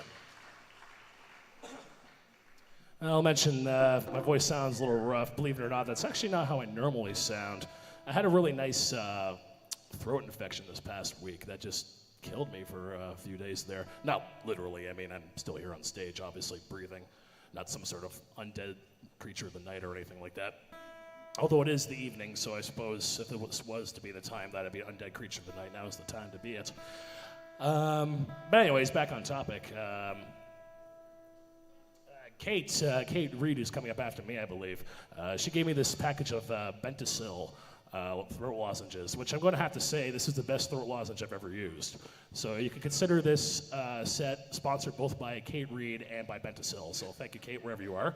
And thank you for the Bentacil. That's very much appreciated, homie. She's pretty much my best friend now, so after that situation. So she doesn't know it yet, but that's okay. I think her partner's over there, so I'll just shut my mouth now. Hello. Awesome. So this is the next water song, I guess. I was saying before, this song deals with the theme of basically the lyrics paint a picture of when I was sitting next to Lake Ontario this time. And you can sort of imagine a fairly still day. Suddenly in the distance, a storm approaches right overhead. It was a pretty incredible experience. And also a good reminder of how feeble we can really be in the world. And just again, when it comes to water supplies and everything that, one thing I always like to try to point out, I hear a lot of individuals like to talk about the idea of us damaging the earth. And personally, I don't really believe we could really damage the earth permanently, but what we can do is damage our ability to be on it. Because the earth is going to go on without us. If we destroy all our water supplies, the earth is going to keep going on. The planet's going to keep surviving without us. The planet's been around much longer than we have. And it's important to, and however it is you interpret how the world came to be, whether it be through strictly evolutionary process or through the beauty of creation from God and whatever name of God you bestow upon yourself. Ultimately, in the end, us as being caretakers of the world is really for our benefit because, again, the earth is going to survive without us. So always keep that in mind. It's a little song called Storm. Oh, there we go.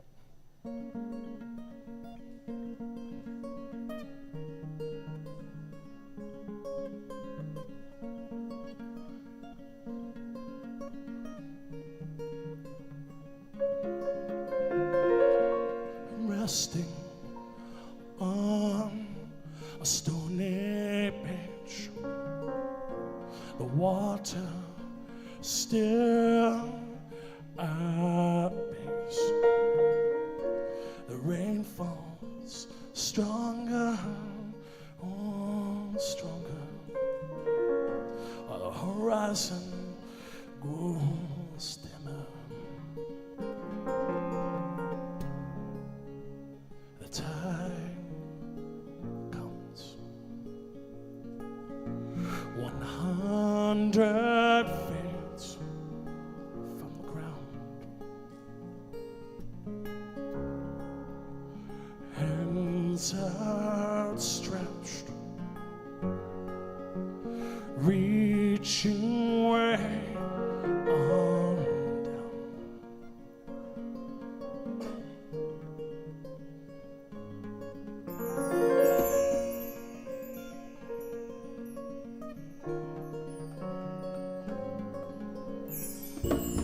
Cloud shed tears onto the earth, birthing mud from the dirt. The rain falls stronger and stronger. The horizon grows dimmer and dimmer. The time comes. 100 feet from the ground. Hands outstretched, reaching way on down.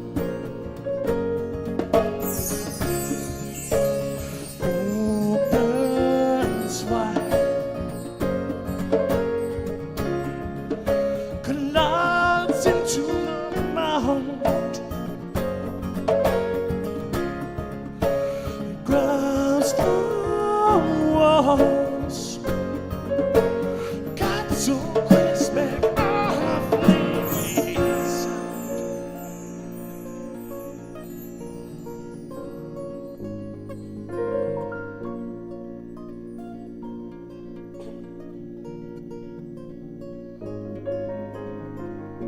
The sun surrenders into the night. While creatures, they hide or take flight.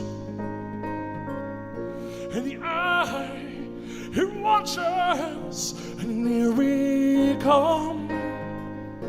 While droplets, they fall upon my palms.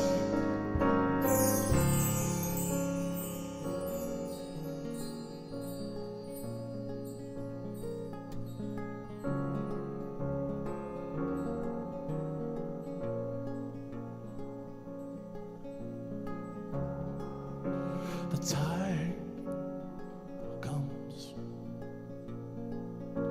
100 feet from the ground.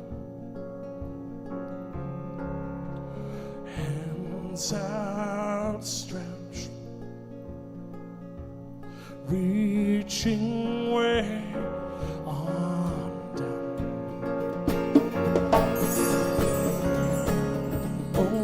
Opens wide, collides into the mound,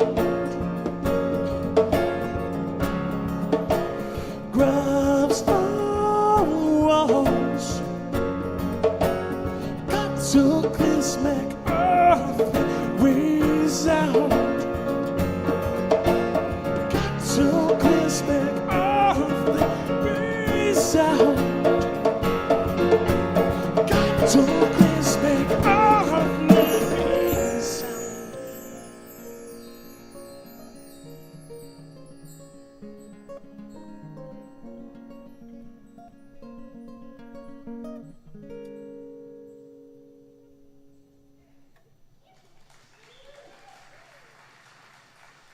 I think that's right, folks. That was a song called Storm. All right, here's a new one.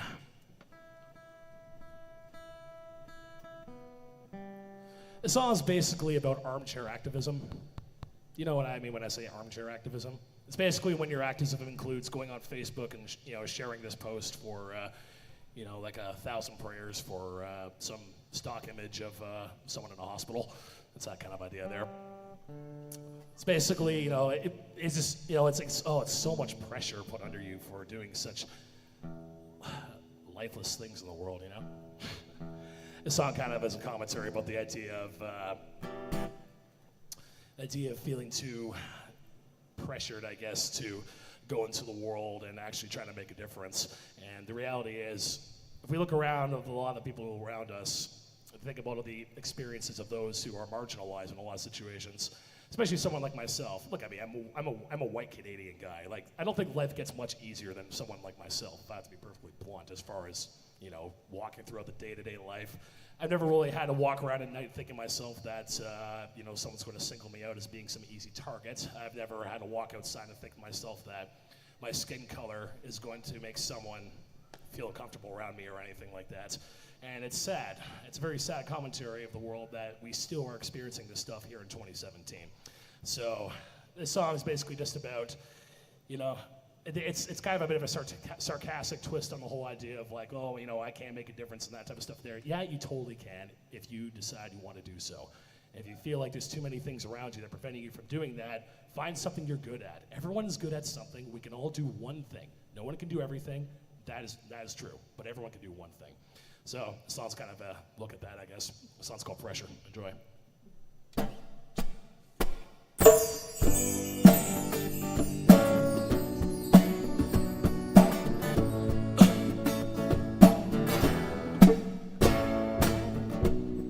The old man lies and waits, a needle in his veins, something to ease the pain. Tears roll down his face, clinging on, hanging by a lace. The atmosphere is shifting, a cold near on my skin, the warmness seeping in. It's a cycle never ending from darkness to light, from day unto the night. I feel the pressure, I feel my heart inside of my bones. I feel the pressure, I feel it bounding evermore. I feel the pressure, I feel it boring in my soul. I feel the pressure that humankind is waiting for. Humankind is waiting for.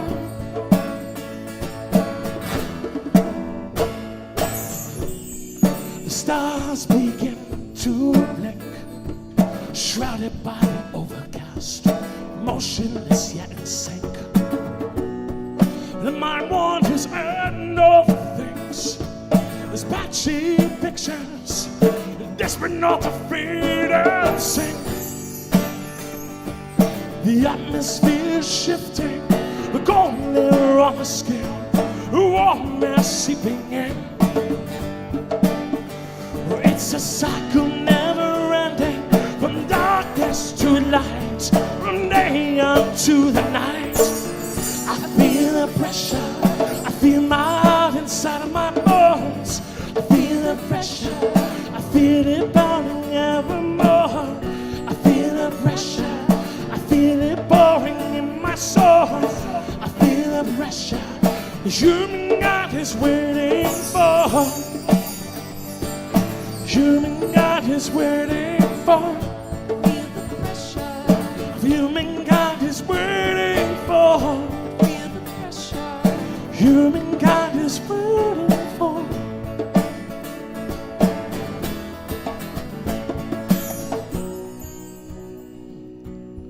All that I am, everything I was burned to be is washed away,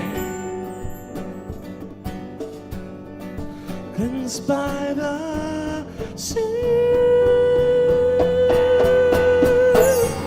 I feel the pressure, I feel my heart inside of my bones. I feel the pressure, I feel it bounding evermore. I feel the pressure, I feel it boring in my soul. I feel the pressure that humankind is waiting for. I feel my heart inside of my bones. I feel it bounding evermore. I feel the pressure, I feel it pouring in my soul. I feel the pressure.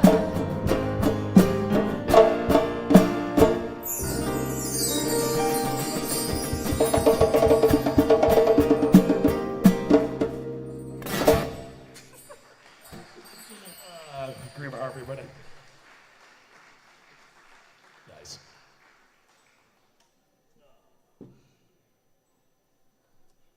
All right, well, I think I'll switch guitars for the next couple tunes. Yeah.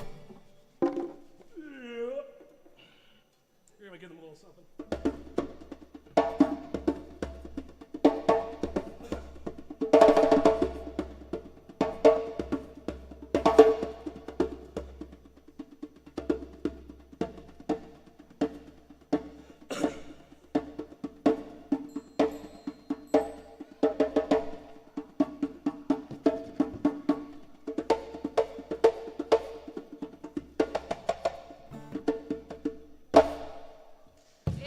Goodbye, everybody.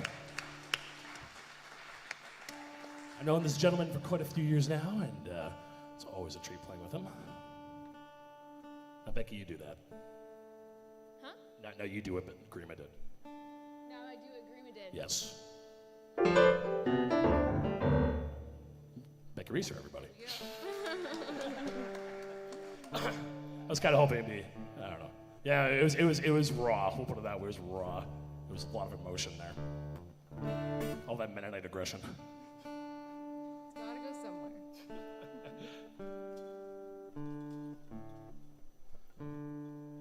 There's probably at least one other one in the world, but I always kind of like enjoy that.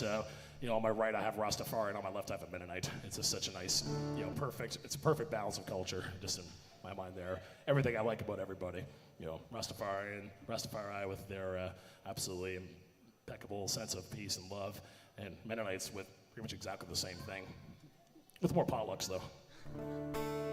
But more Caribbean food with. Anyway, I'll play a song.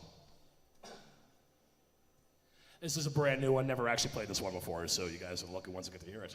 Yay.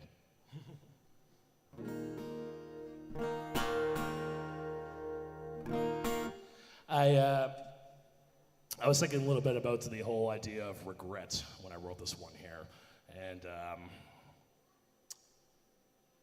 all of us have to get through things in our lives in different ways. I myself was recently diagnosed with being on the bipolar spectrum, actually, and definitely I found that with over the years, having realized, like, oh yeah, maybe that's why I started acting this way, this is why I started doing these things and everything like that. Music was definitely something that grounded me a lot, and keeping myself focused on something that, the creation of art was definitely something that helped me through a lot of these things. And not everyone necessarily is a musician, but I really hope that if you are someone who deals with mental illness or someone who deals with personal struggles of any type, it doesn't matter what it is, that you do have an avenue to turn to, whether it be people from your spiritual community, friends and family, something you could dedicate your time into. If not, I really hope you are able to find something for that, because there's no shame in it. There's no shame in any chronic issue or anything like that there. It's how you decide to move forward in life. That is the only thing you're going to be defined by, not defined by whatever it is that you're dealt with. This song was kind of a bit of a process for me, so this one's called Terminus. Enjoy.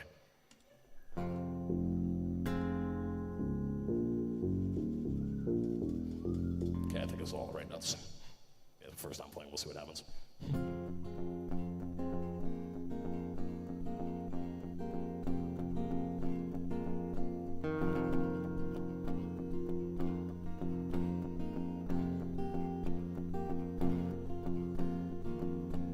How can he fight this feeling? In the lashing, a constant flogging. The sins in his heart is railing. Miracles of hell's upbringing.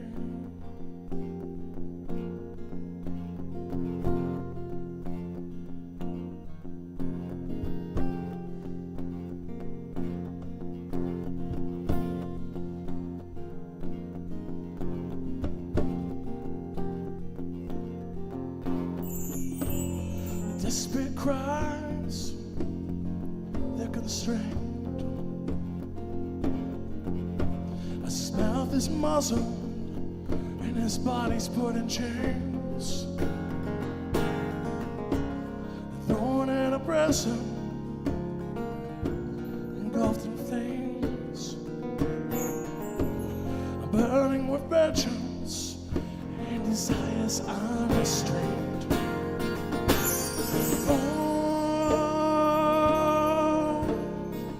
By the river, it flowed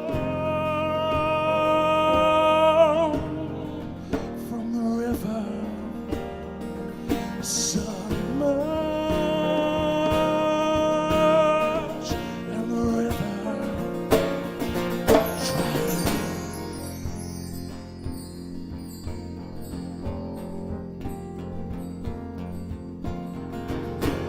his vision ripens, a glimpse of his hands. His body reddens, the swelling in his veins. With primal instinct, he pummels at the gate. His fist left bloody, a reminder of his fate.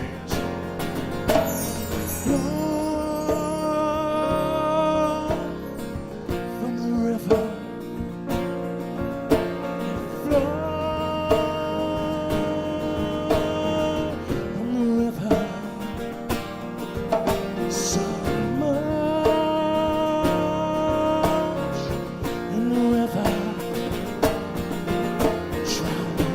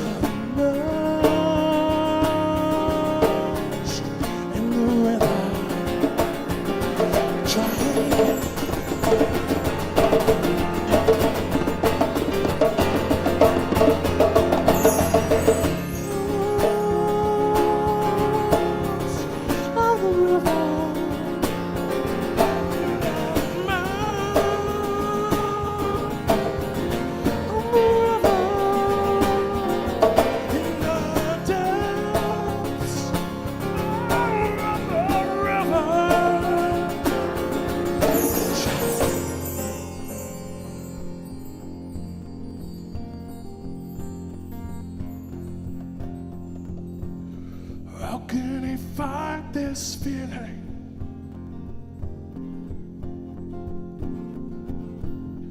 How can he fight this feeling?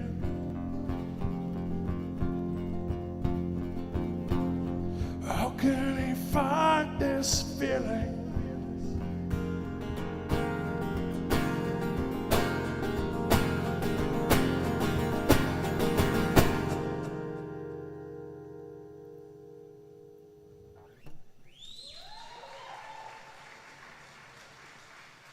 Thank you very much.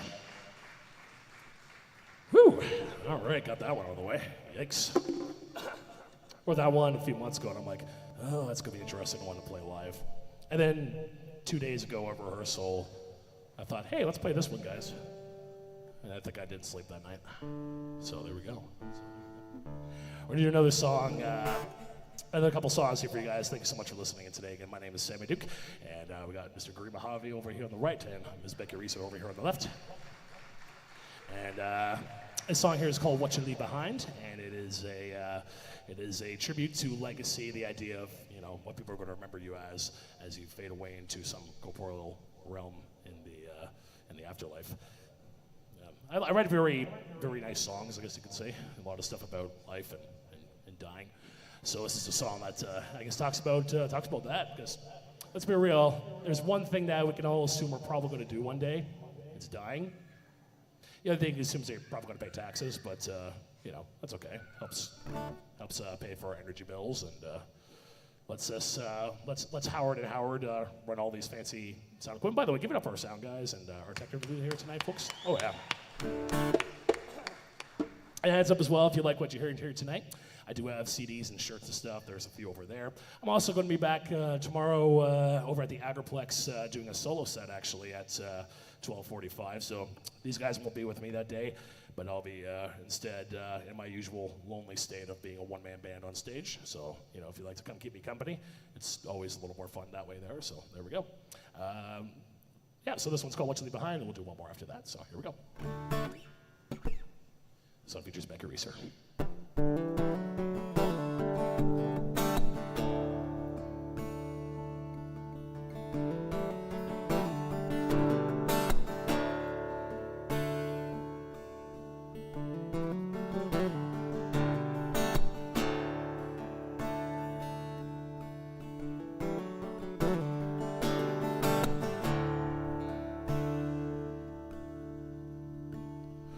In the starry shade of an early spring morn, stood the old man and lady on the old front porch, with a hunch in her back and her knees on the floor. She held the key in her hands and locked the old front door. The time had flown so swiftly, and like we're bound by that which binds us here.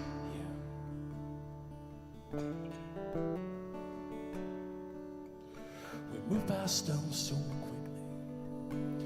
Had you time to think why here?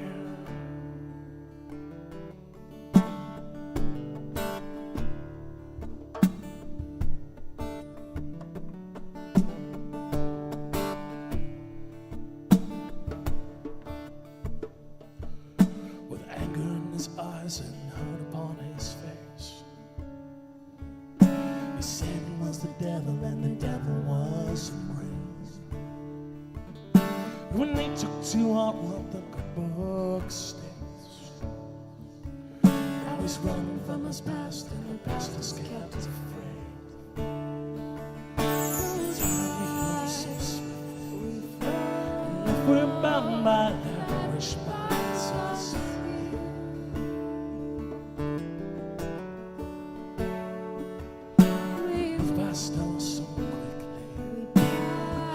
Time to think why they're here.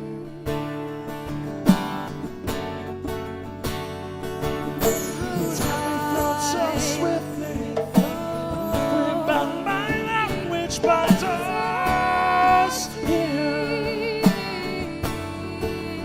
Oh, we move past us so quickly. Had you time to think why they're here?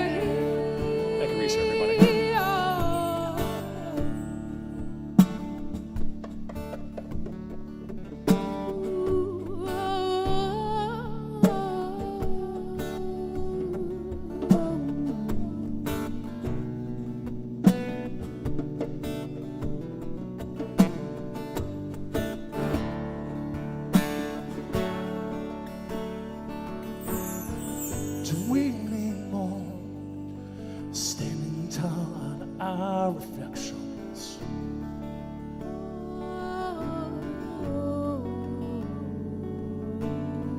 Do we need more? Put ourselves in adoration.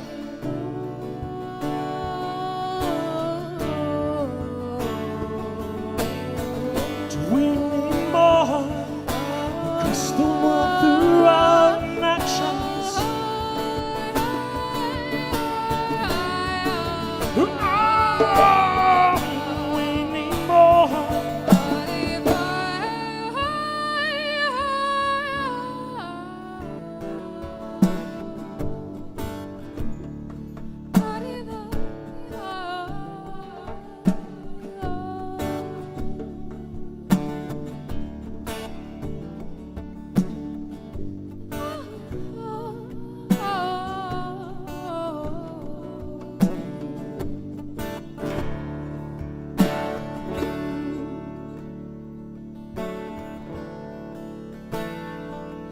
Take the time to see what it means to be alive. Living for what's wrong, living for what's right. A tree conceived creates man, repair, refine. What legacy reflects on what you leave behind.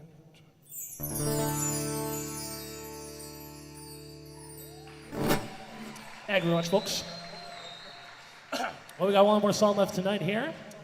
Thank you once again to Becca Reeser on my left, your right. Big round of applause for Becca Reeser, everybody. And of course, a big round of applause for Mr. Gray Mojave over on my right, your left.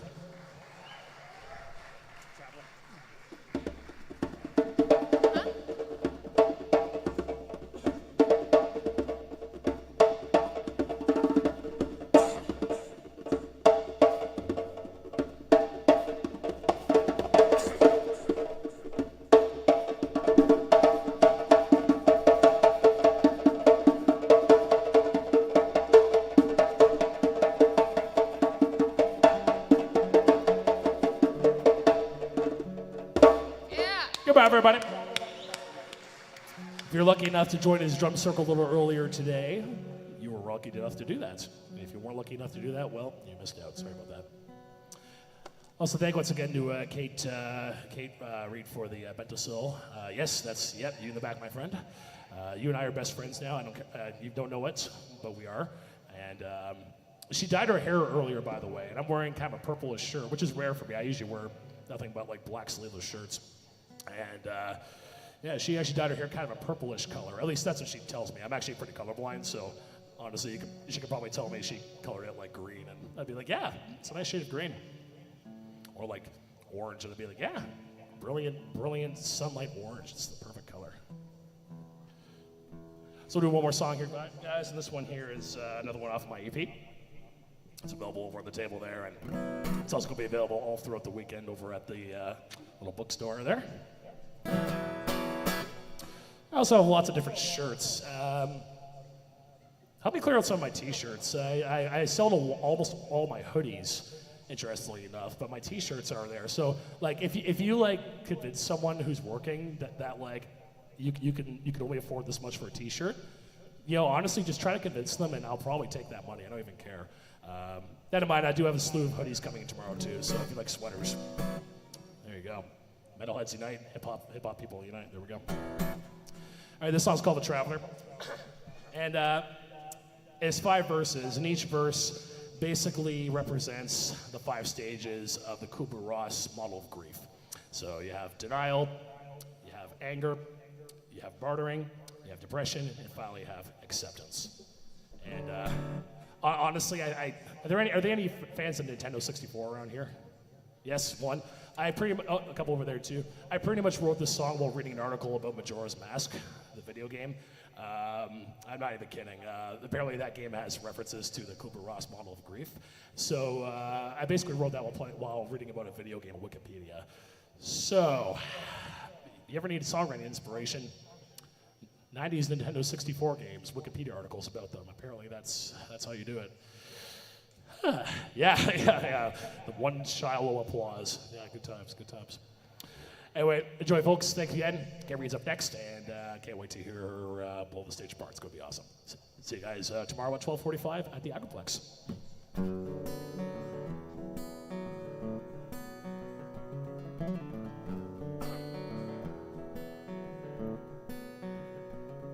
What news from afar? Oh, weary traveler, you must get some rest. You've just begun. Your looks speak denial. Oh, weary traveler, it's a long road ahead from the north to the south and the west to the east. The first gate is breached. Now join us at the feast.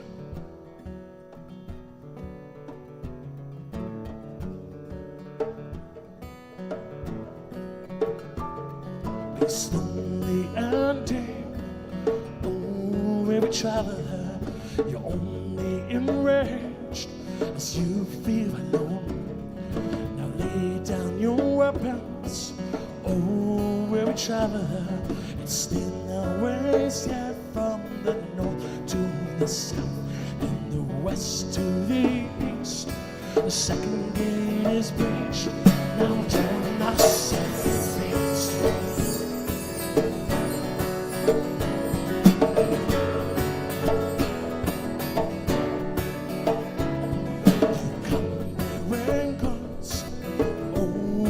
Traveler, you value these trinkets as we value time. What you want cannot be bought. Oh, weary traveler, but you're getting close to the north and the south and the west and the east. The third gate is breached. Now join us at the feast.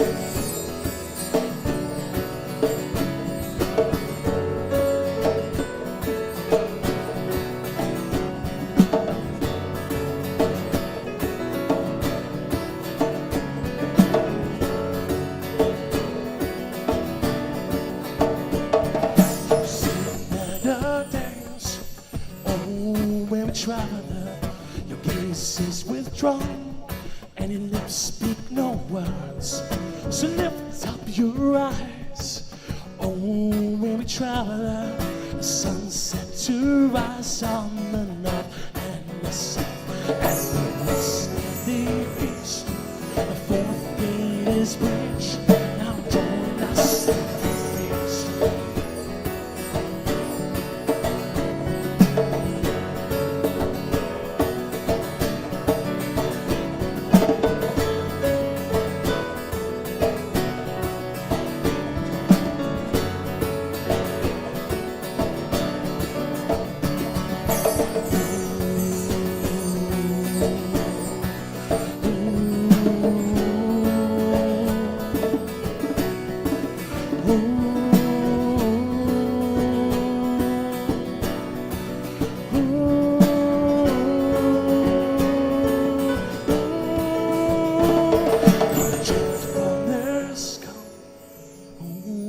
Traveler, drink and be merry.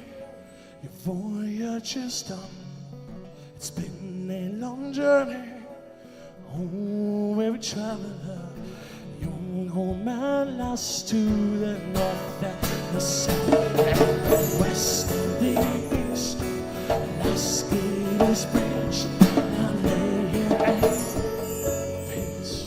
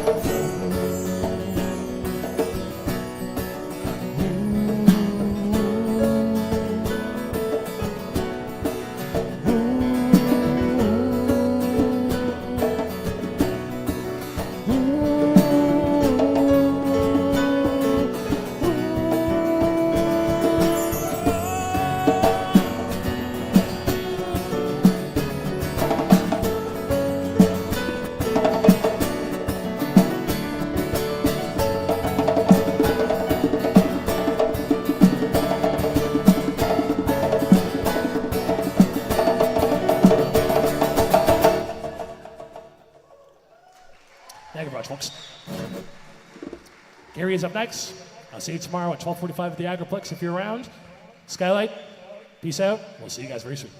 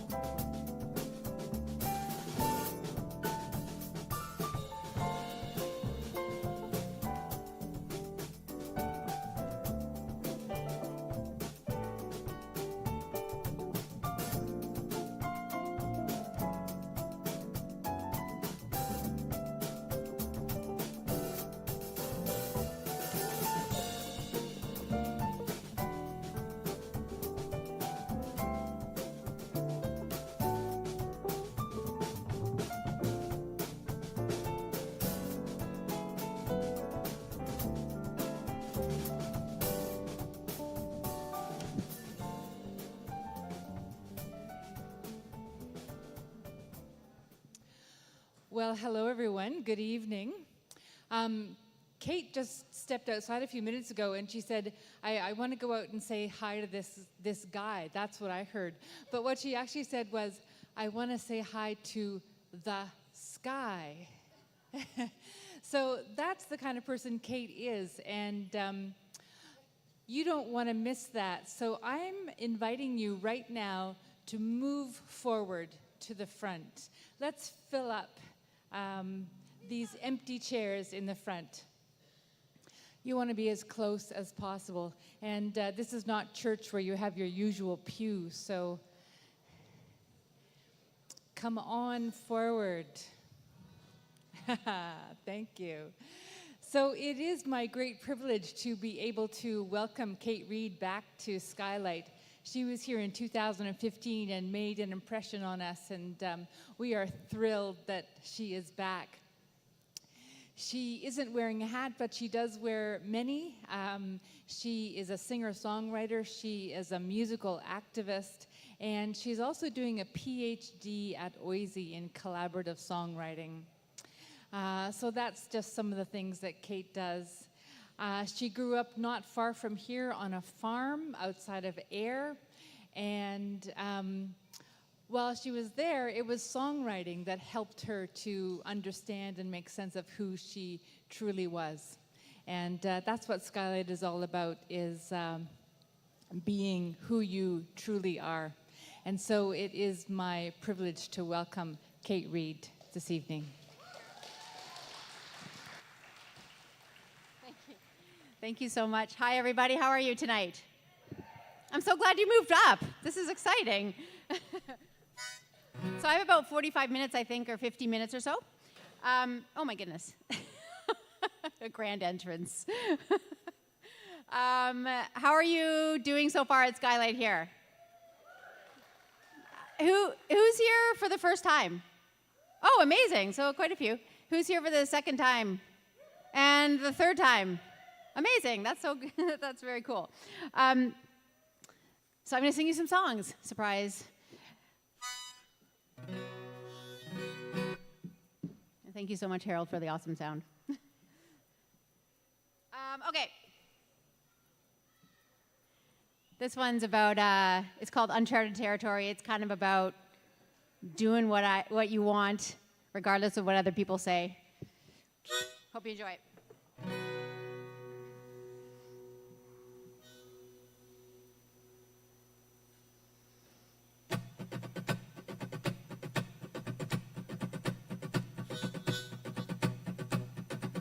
I'm walking into the unknown, into uncharted territory, and I know there are people out there who don't agree with me.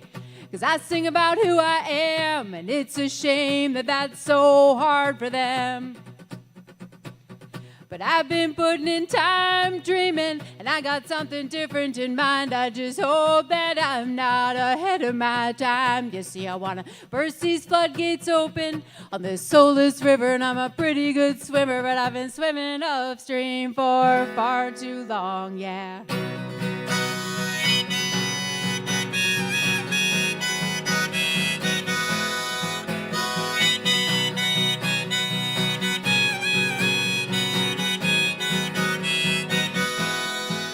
I'm not into politics, other guys in office who mouth off, 'cause as far as I'm concerned, there ain't much else happening there. And I must admit, I pretended to care so people think I was smart, when it's women and music and the earth and art that moves me. And I'm political just by loving who I love, by being who I am. You see, it's an act of rebellion, so I guess that makes me one hell of a rebellious political singer, songwriting, earth-loving, woman-identified woman. And I know people are either gonna love me or hate me. That's the way it is in the biz and in the world too. And I've heard guys at the top of the food chain talking about what I shouldn't sing about, and they're talking about what they think about me. And I've heard women say, she's great, but that song is kind of angry, and why does she keep on singing about her sexuality? Well, it's a little more interesting to me than what I'm seeing on TV and what I'm hearing on the top 40 radio, yeah.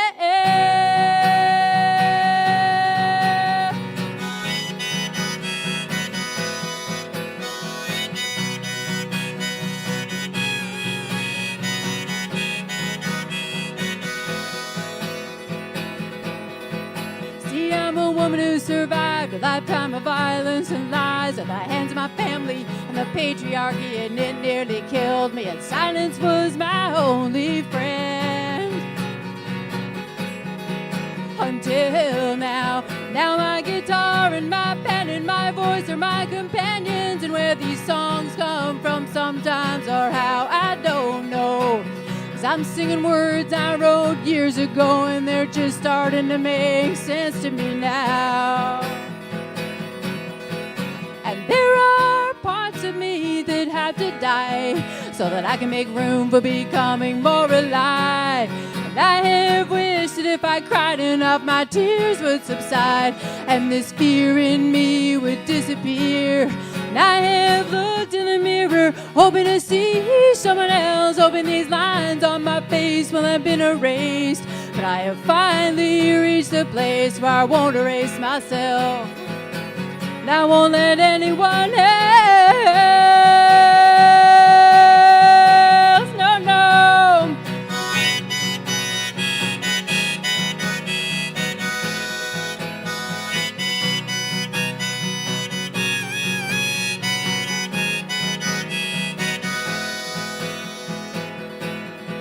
So I want to see my name in lights and have people lined up down the street.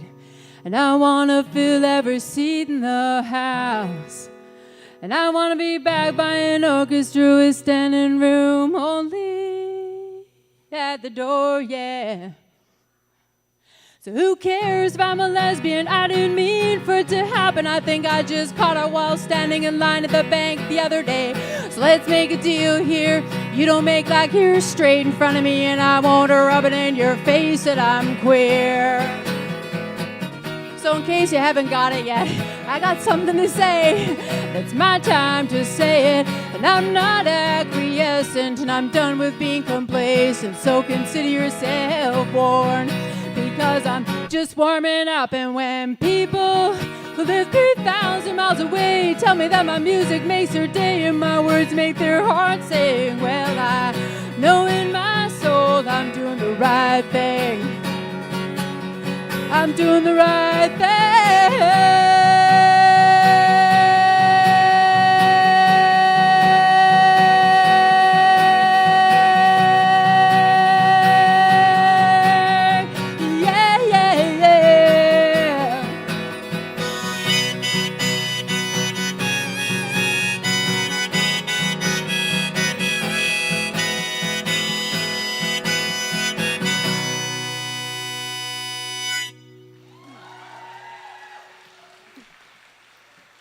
Thank you so much.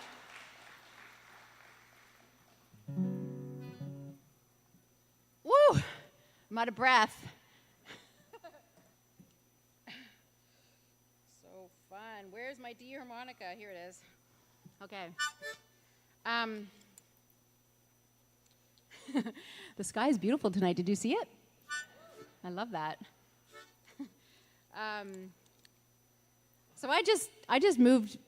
I grew up, I think Cheryl told you, I grew up in Ayr, or just near Ayr, outside of Ayr, which is kind of funny. I don't know why it's funny. People are like, where are you from? I'm like, I'm from Ayr. They're like, what is that? But I have been away. I've been living in British Columbia for the last 22 years. And so I just came back last September. And I am so thrilled to be back on this land and back in Ontario. And I never thought that, I always loved the farmland here tremendously, and the hills and the lakes. But when I went to BC, I'm like, this is where it's at. Like, this is my place. And I could never imagine of leaving that place. And I don't know what happened. I just, over the 25 years, I just, came back to this place here, and I'm so happy to be back. So it's so wonderful. So, but I am going to sing you a song that I wrote about an encounter in a small town called Nelson, British Columbia. And Nelson is kind of like, I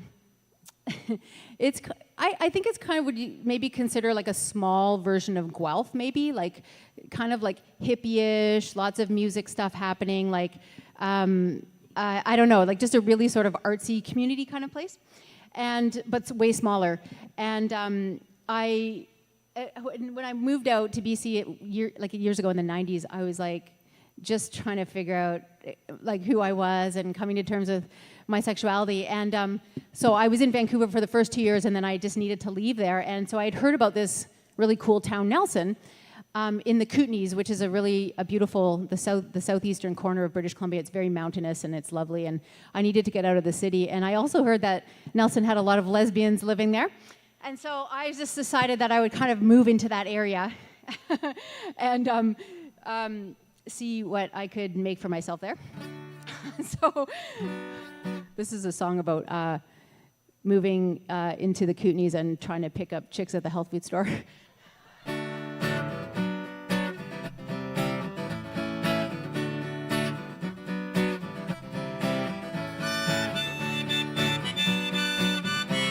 Oh my God, you know what I did? I put the harmonica in the wrong way.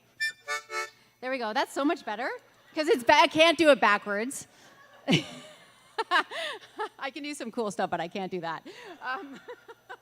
Here we go. Let's try this again.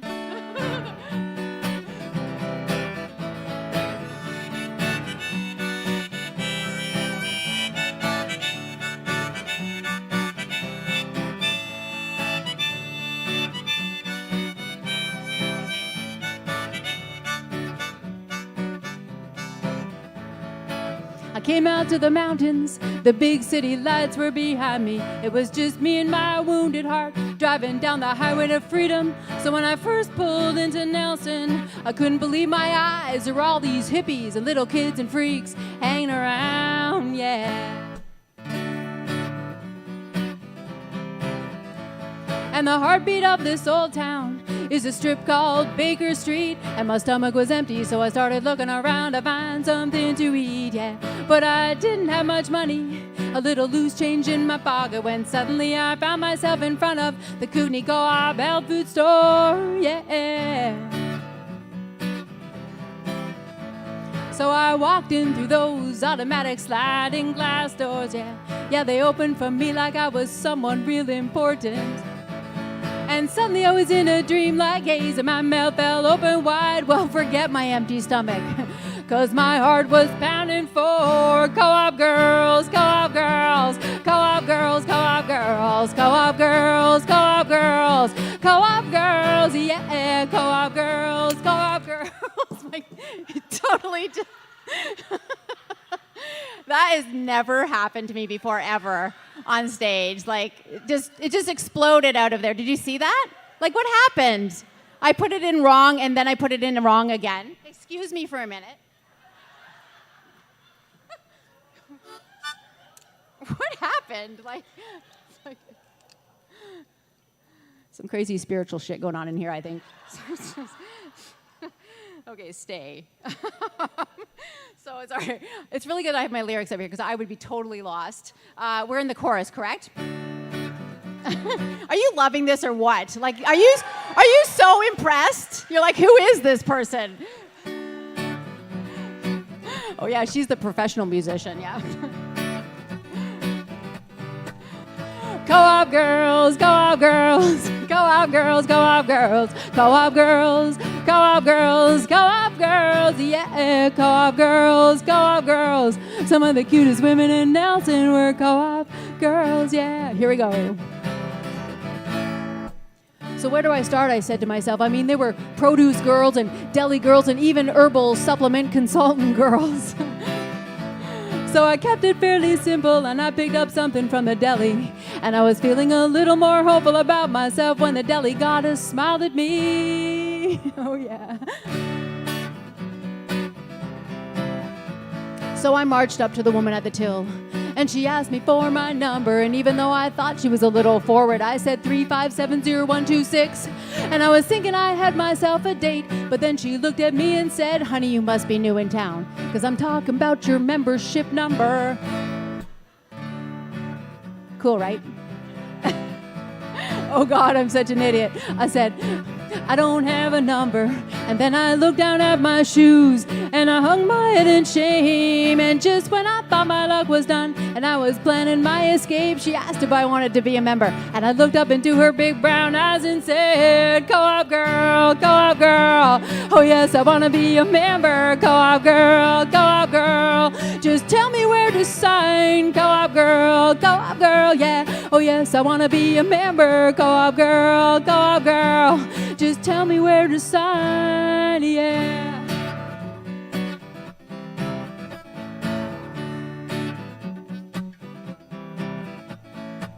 So once I became a member, the benefits started rolling in. There were these monthly co-op meetings, a surefire place to get a date. So I got all dressed up and ready for my night out on the town, and I showed up at the meeting. And I pulled a chair up beside the girl with the big brown eyes, and there was that deli goddess sitting on her other side. Yeah, you see, when I moved out to the Kootenays, I had myself a plan to ditch the straight life and become a dyke. Well, halfway through the agenda, I took a long, deep breath. It was during the topic of yearly dividends when I turned to Big Brown Eyes and I asked her for her number because I thought I'd try again, but she put her arm around that deli goddess and then they said to me, wait for it, oh, desperate girl, better luck at the AGM, desperate girl, well, this ain't the Fluid Lounge, desperate girl, yeah, better luck at the AGM, desperate girl, well, this ain't the Fluid Lounge, no, no,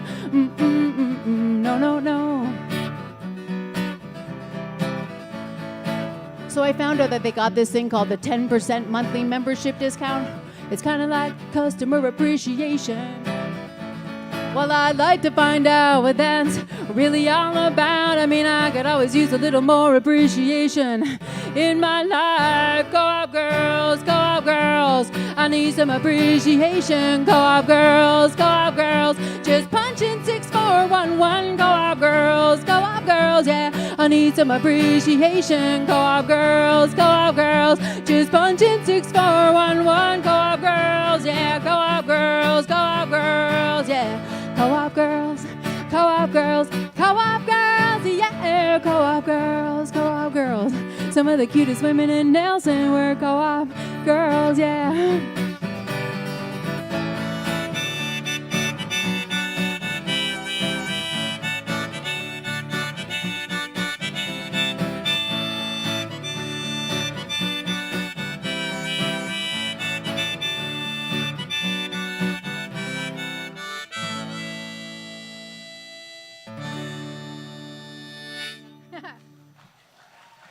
Thank you.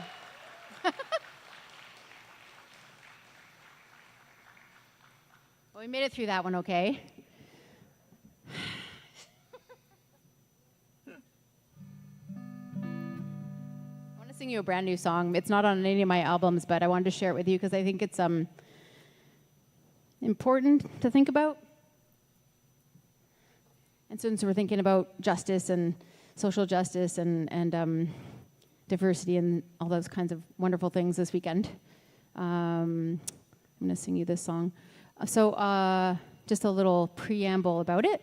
So I'm at school in University of Toronto, and I'm working with this research team, and they're doing all these really interesting interviews with LGBTQ families, so lesbian, gay, bisexual, transgender, queer families in school. So mostly the parents. It's the parents who are queer and transgender. And so I think when we think about kids in schools and we're talking about diversity and GSAs and like all those other issues and stuff, we often don't think of kids who have queer and trans parents. Like we often think about the kids that identify that way, but we don't often think of kids who come from families where their parents are queer or trans. So they're doing, the research team I'm on is doing all these really neat interviews with families and their experiences in the Ontario school system. And some of them are really positive experiences and some of them are not so positive.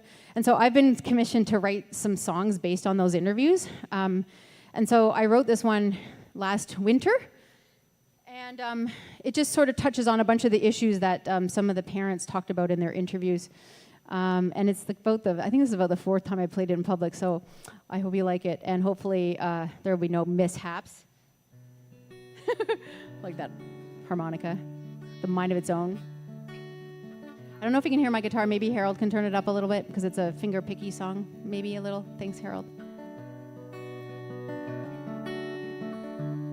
Anyways, it's called Pushing the Envelope.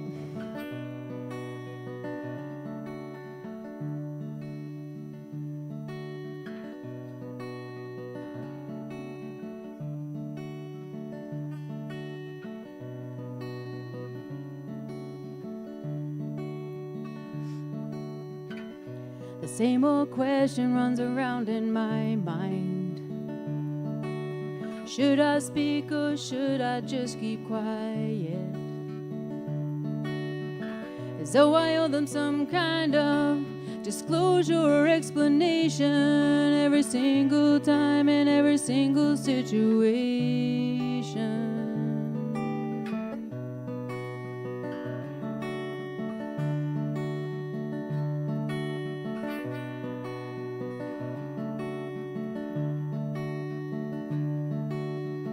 Some people don't even have to think about it. They don't look beyond their own realities. But how can we make sense of ourselves in this absence that's present every day? It's like we're fighting something bigger than we can name. And one day we won't need to be pushing the envelope.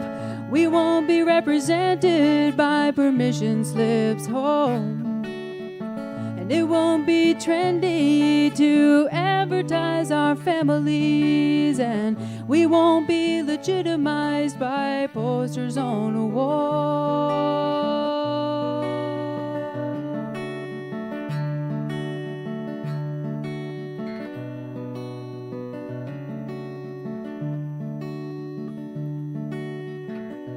I don't see myself amongst these pages.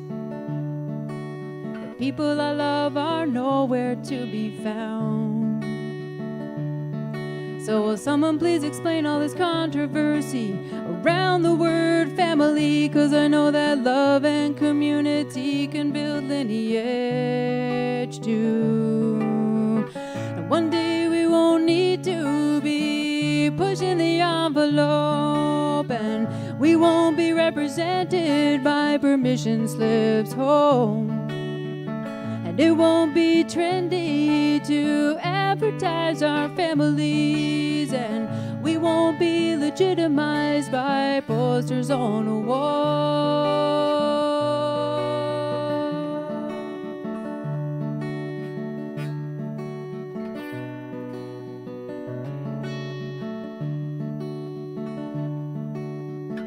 Anytime you bend the gender rules, folks tend to notice. They always want to put you back in a box. But what would it mean to live without the fear of being interrogated, to be free to articulate our bodies any way we want? And I still feel this tension between wanting to be accepted and wanting to let my freak flag fly. But I'm not a character in their narrative, and I won't rehearse their lines for them. I'm writing a new script for you and me about the beauty of nonconformity.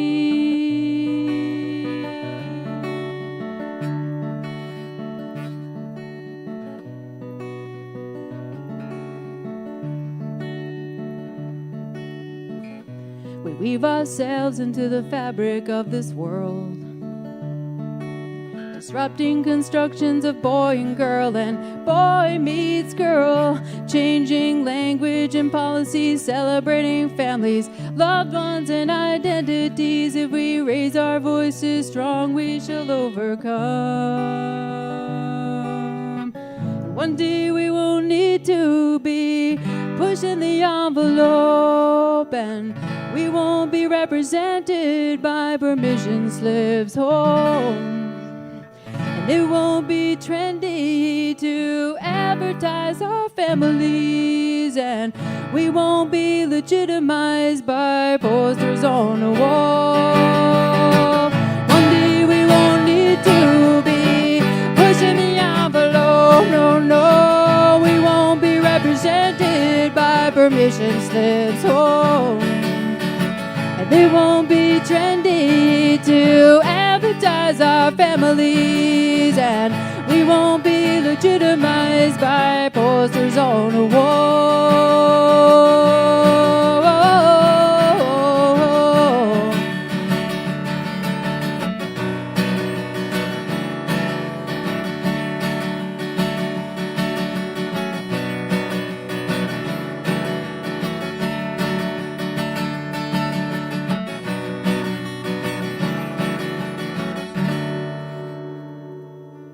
Thank you so much.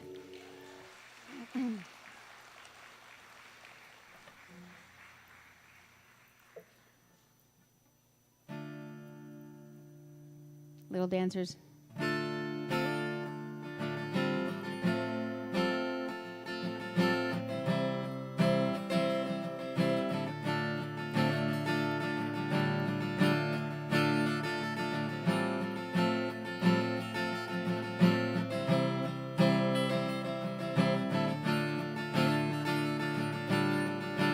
Met a little boy in my dreams one night. He was living in the trees, that was his home. He slept alone in an old wooden box, no one to hold him tight, frightened as he was. In bare feet he was walking on broken glass. He used some shards to cut away to his lonely heart. His clothes were torn, hair in a tattered mess. There was despair hanging in that forest air. Ooh, I was a little boy when I was a little girl. It was a fine line for me back then, and ooh, I was a wild child when I was a little boy.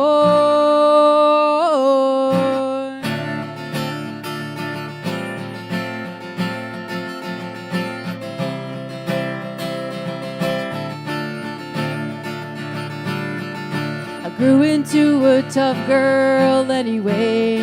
I knew the summer sun would come and save me from it all. And I could run around outside in my underwear. I didn't wear a shirt. I had nothing I had back then. I styled my Barbie's hair with a pair of kitchen scissors and a rebellious tomboy fantasy. I played the husband or the hero in every single make-believe scene. Ooh, I was a little boy when I was a little girl. It was a fine line for me back then, and ooh, I was a wild child when I was a little boy.